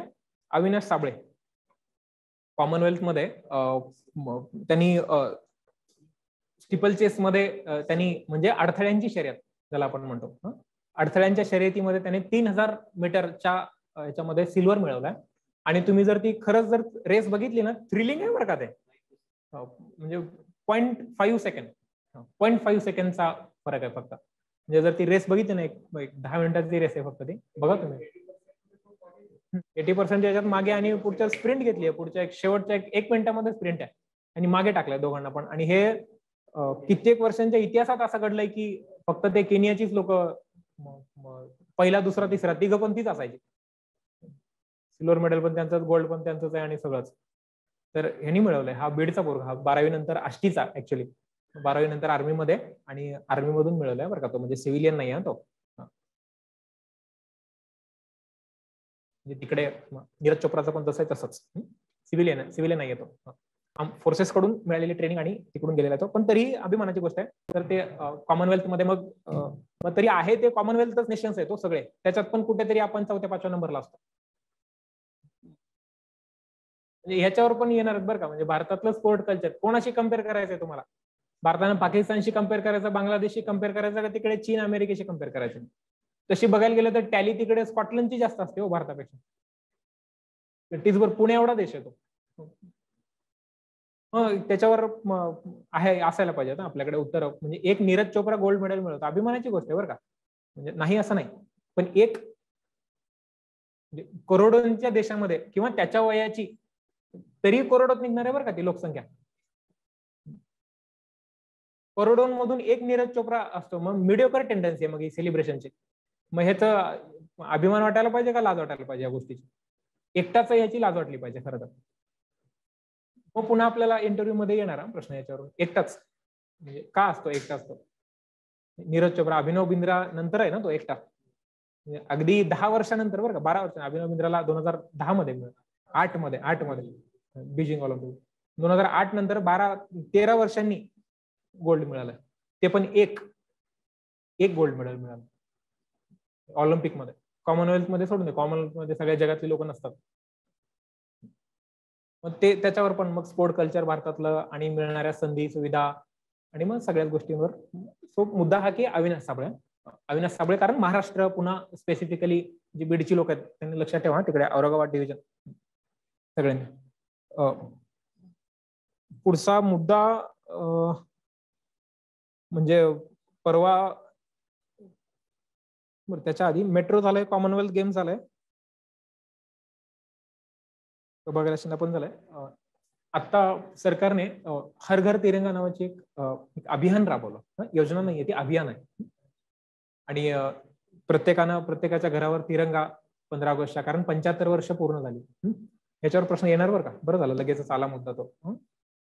स्वातंत्र्याची 75 वर्ष. एक ओपिनियन बेस्ड क्वेश्चन असू शकतो. हे कसं बघता याच्याकडे? ओपिनियन बेस्ड आहे बरं का. आता हे याच्यावर दोन तासाचं भाषण करू शकतो माणूस की 75 वर्षात काय मिळवले, काय गमावले. एमपीएससीचा निबंध.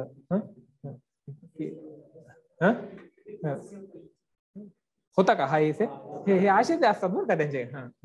काय गमावले, काय कमावले, अशा टाईपचे 2 तासाचं चांगलं भाषण होऊ शकतं याच्यावर. पण तिथे प्रिसाइजली आपल्याला एक 4-5 वाक्यांमध्ये सांगायचंय काय गमावलं, काय कमावलं. 75 वर्षांचा इतिहास तुम्हाला 4-5 वाक्यांमध्ये, किंवा फार तर फार दिला तर एखादा मिनिट तुम्हाला बोलायला देणार आहे. सांगतोय असं दिसलं की ते तोडतात बरं का. ते त्याला येत आहे. चांगलं सांगतोय असं तोडलं की मग असं बोलू द्या की असं नाही बरं का. सो मुद्दा हा की ते हर घर तिरंगा काल एक मी कार्टून बघितलं ते, आणि सनसनीत आहे बरं का ते. गरीब व्यक्ती उभारलेला आहे आणि साहेब आहेत पुढे बसलेले, आणि आहे ते अभियान की हर घर तिरंगा पाहिजे. तर तो सांगतोय, बाजूला उभारलेला कारकून सांगतोय असा हातात फाईल घेऊन उभारलेला की साहेब याचं काय म्हणणं, ह्याचं काय रे, काय म्हणणं याचं म्हणणं काय. साहेब विचारतायत. ते म्हणतोय साहेब याच्याकडे तिरंगा आहे. ते तो म्हणतोय जरा घराचं बघा, घराचं बघा, हे चित्र आहे, हे सनसनीत आहे बरं का. हे म्हणजे चपराकच आहे. तिरंगा आहे पण घराचं तेवढं बघा. कोट्यावधी लोक आहेत. एसईसीसीच्या सेन्सस मध्ये तुम्हाला तो डेटा बघायला मिळेल बरं का. घरावर ज्याला पक्क घर नाहीये, छप्पर नाहीये डोक्यावर स्वतःच, ही संख्या पण कोट्यावधीमध्ये बरं का. घर नसणाऱ्या लोकांची संख्या पुन्हा सब्जेक्ट टू करेक्शन्स 2.5 कोटी लोक आहेत बरं का. 2.5 कोटी सब्जेक्ट टू करेक्शन्स म्हणतोय पुन्हा, पण कोटीमध्ये आहे हे मात्र नक्की. कोटीमध्ये आहे. छप्पर नाहीये घरावर. मग पुन्हा काही जणांना म्हणा तुम्हाला कुठं कंपल्शन केलंय, मग तुम्ही देशद्रोहीच आहेत. ज्याला म्हणायचं ते म्हणू शकतात की हे तर फक्त जे करू शकतात त्यांच्यासाठीच आहे हर घर तिरंगा. पण पुन्हा मुद्दा येतो प्रायोरिटीचा. कशावर पैसे खर्च करायचे. ते खादी ग्रामोद्योगांनी परवा दिवशी सांगितलं की नाही करू शकत म्हणून, कारण झेंडे त्यांच्याकडून येतात ना सगळे. आणि ते स्पेसिफिक झेंडा म्हणजे काय की आयरं कापड आणलंय आणि काहीतरी रंगवलंय आणि देऊन टाकलंय असं नाही. ते त्याचा फ्लॅग कोड आहे तो 2002 ला वेगळा याच्या संदर्भातला फ्लॅग कोड गव्हर्नमेंटने आणलाय. आणि ते रेशो 3:2 मध्येच असलं पाहिजे. आणि झेंड्याच्या साईज पण स्पेसिफिक ठरवून दिलेल्या आहेत. एक 7-8 साईज ठरवून दिलेल्या. याच्या व्यतिरिक्त झेंड्याची साईज असू शकत नाही, अशा प्रकारे तो फ्लॅग कोड मध्ये सांगितलेला आहे. मग तो खरंच लोकांकडून, सामान्य नागरिकांकडून तो फ्लॅग कोड तुम्ही बघा. तुम्ही ते झेंडे, जे प्लास्टिकचे झेंडे असतात ते 2 दिवसांनी पुन्हा 15 ऑगस्ट नंतर रस्त्यावर पडलेले दिसतात का नाही. जी लोक इथे सिग्नलला आणि हे ते विकत फिरत असतात, आणि ही 2-5 दिवसानंतर पुन्हा रस्त्यावर पडलेली दिसतात ही झेंडे. हरघर झेंडा, याच्यावर येणार बरं का प्रश्न की हरघर तिरंगा. हरघर तिरंगा दोन्ही बाजूने बरं का, की एक देशाचा अभिमान आणि असायला पाहिजे, तो प्रत्येकाला असायला पाहिजे, तो नाकारण्याचं कारण नाहीये. आणि होतं काही सिंबॉलिक असतात ना गोष्टी, म्हणजे त्याच्यातून काही लगेच तुझी डेव्हलपमेंट होईल असं नाही, पण काही गोष्टी सिंबॉलिक असतात. जसं की थिएटरमध्ये राष्ट्रगान म्हणलं जातं. थिएटरमध्ये राष्ट्रगान म्हणल्याने तू देशभक्त आहेस हे प्रूव्ह होत नाहीये, पण होत नाही हे कनोटेशन वापरण्यापेक्षा तिथे म्हणल्याने बाबा ते आहे ना की हे एक देश आहे आणि आम्ही एक आहेत, हे एकात्मतेची भावना, इंटेंजिबल, ते दाखवू शकत नाही पण ती आहे आमच्यामध्ये भावना एकात्मतेची. म्हणून ते हरघर तिरंगाचा पण मुद्दा असू देत सगळ्यांना.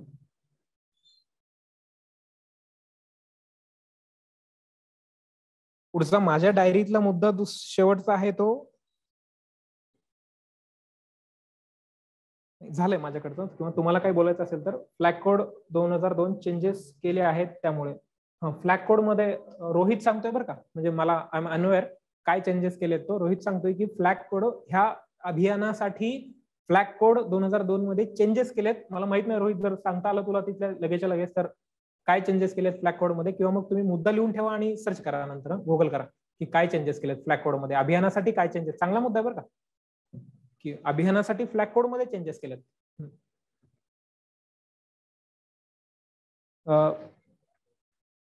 हे मी डायरीतले फोटोज ग्रुपवर मी मुद्दे काढून ठेवले होते रे, फक्त काहीच नाही, तुम्हाला इथे सांगितले सगळे मुद्दे काय. आणि शेवटचा मुद्दा की 21 ऑगस्ट साठी थांबलो होतो. शेखर गायकवाड सरांची सत्र मागच्या वर्षी पण ठेवली होती. शेखर गायकवाड सर म्हणजे पॅनलवर होते आता. मागच्या वर्षी पण म्हणजे तुमच्यापैकी किती जण होती मला माहित नाही, पॅनलवर होती आणि इथे सेशन ह्याच वर्गात झालं होतं सेशन. चांगलं भरलेलं असतं त्याचं. एक धर्माधिकारी सरांची सत्र आणि शेखर गायकवाड सरांची सत्र 21 ऑगस्ट झाल्यावर घेऊया आपण. तोपर्यंत तुम्ही पण फ्रेश होताल एकदा. आणि 21 ऑगस्ट झाल्यावरच आपण मॉक कंडक्ट करू. फायनल मॉक तुमचा सरांसोबत होईलच, पण इथे आपल्यामध्ये फॅकल्टी असतील आणि 2017, 18, 19 मला चांगलं आठवत आहे की त्यावेळी असं एक छान मुलं बसलेली असायची. शिबिर असायचं, एक दिवसभराचं शिबिर इंटरव्ह्यूचं. हे आता सगळं एमपीएससीच्या सगळ्या दर आठवड्याला काहीतरी परीक्षा चालू असते, त्याच्यामुळे इंटरव्ह्यू आणि सगळंच प्रिपरेशन एकत्रच येतं. त्याच्यामुळे पुराण असं दिवस नको वाटतो घालवायला. आणि बरोबरच आहे ते की टार्गेट असतं, पुढची एक्झाम आलेली असते आणि दिवसभर नको वाटतं बसायला. पण त्या व्हायचं असं की त्या शिबिरामध्ये दिवसभर सत्र असायची, वेगवेगळ्या प्रकारची, वेगवेगळ्या मोठ्या लोकांची सत्र असायची. आणि मग मधल्या काळामध्ये मॉक इंटरव्ह्यूज कंडक्ट व्हायचे. त्याचं व्यवस्थित व्हिडिओ रेकॉर्डिंग करून मग ते विद्यार्थ्याला देणं आणि मग त्याला त्याच्यामध्ये काय, आणि मग शेवट मॉक व्हायचा तो धर्माधिकारी सरांसोबत. याच्याने काय होतं की छोट्या छोट्या गोष्टी आपल्याला ज्या नकळत रेक्टिफाय करणं गरजेचं असतं त्या होऊन जातात मॉक कंडक्ट केल्याने. बघा तुमच्या जर तुम्हाला वाटत असेल की या मित्राकडून आपण मॉक घेतलेला आपल्याला हवाय, म्हणजे पुन्हा सांगतो बरं का की कोणाकडून मॉक घ्यायचा हे पण तुम्हाला लक्षात यायला हवं. नाहीतर मग काहीतरी too many cooks spoil the food असं होतं ना, तसं होऊन बसेल काहीतरी. सो कॉन्शियसली ते पण निर्णय घ्या की डिस्कशन पुन्हा कोणासोबत आपण करतोय, किंवा आपली कंपनी काय, कुठल्या कंपनीमध्ये आपण बसतोय, किती बोलतोय, काय वाचतोय, या पण सगळ्या गोष्टींकडे पुढच्या काळामध्ये किमान इंटरव्ह्यू पर्यंत साधारण आपण म्हणूया की इथून पुढे तुमच्या हाताशी किमान 15 दिवस तरी आहे. किमान 15 दिवस तरी तुमचा इंटरव्ह्यू येणार नाही. किती लवकरात लवकर आला तरी बरं का. म्हणजे इथून पुढच्या समजा 4 दिवसात निकालच लावला, तिथून पुढच्या आज लावला म्हणूया आपण निकाल, समजा संध्याकाळी आज निकाल लागला, आज निकाल लागला आणि पुढच्या 4 दिवसामध्ये आता तुम्हाला ते प्रेफरन्सेस द्यायचे बरं का. इंटरव्ह्यूच्या आधी प्रेफरन्सेस द्यायचे. मग ते प्रेफरन्स देण्यासाठी एक साधारण एक आठवड्याभराची विंडो देऊ शकतो. आता पुन्हा इंटरव्ह्यू आधीच्या ह्याच्यात होतं ना असं, गेल्या वर्षी होतं. गेल्या वर्षी इंटरव्ह्यू नंतर पण होते रे.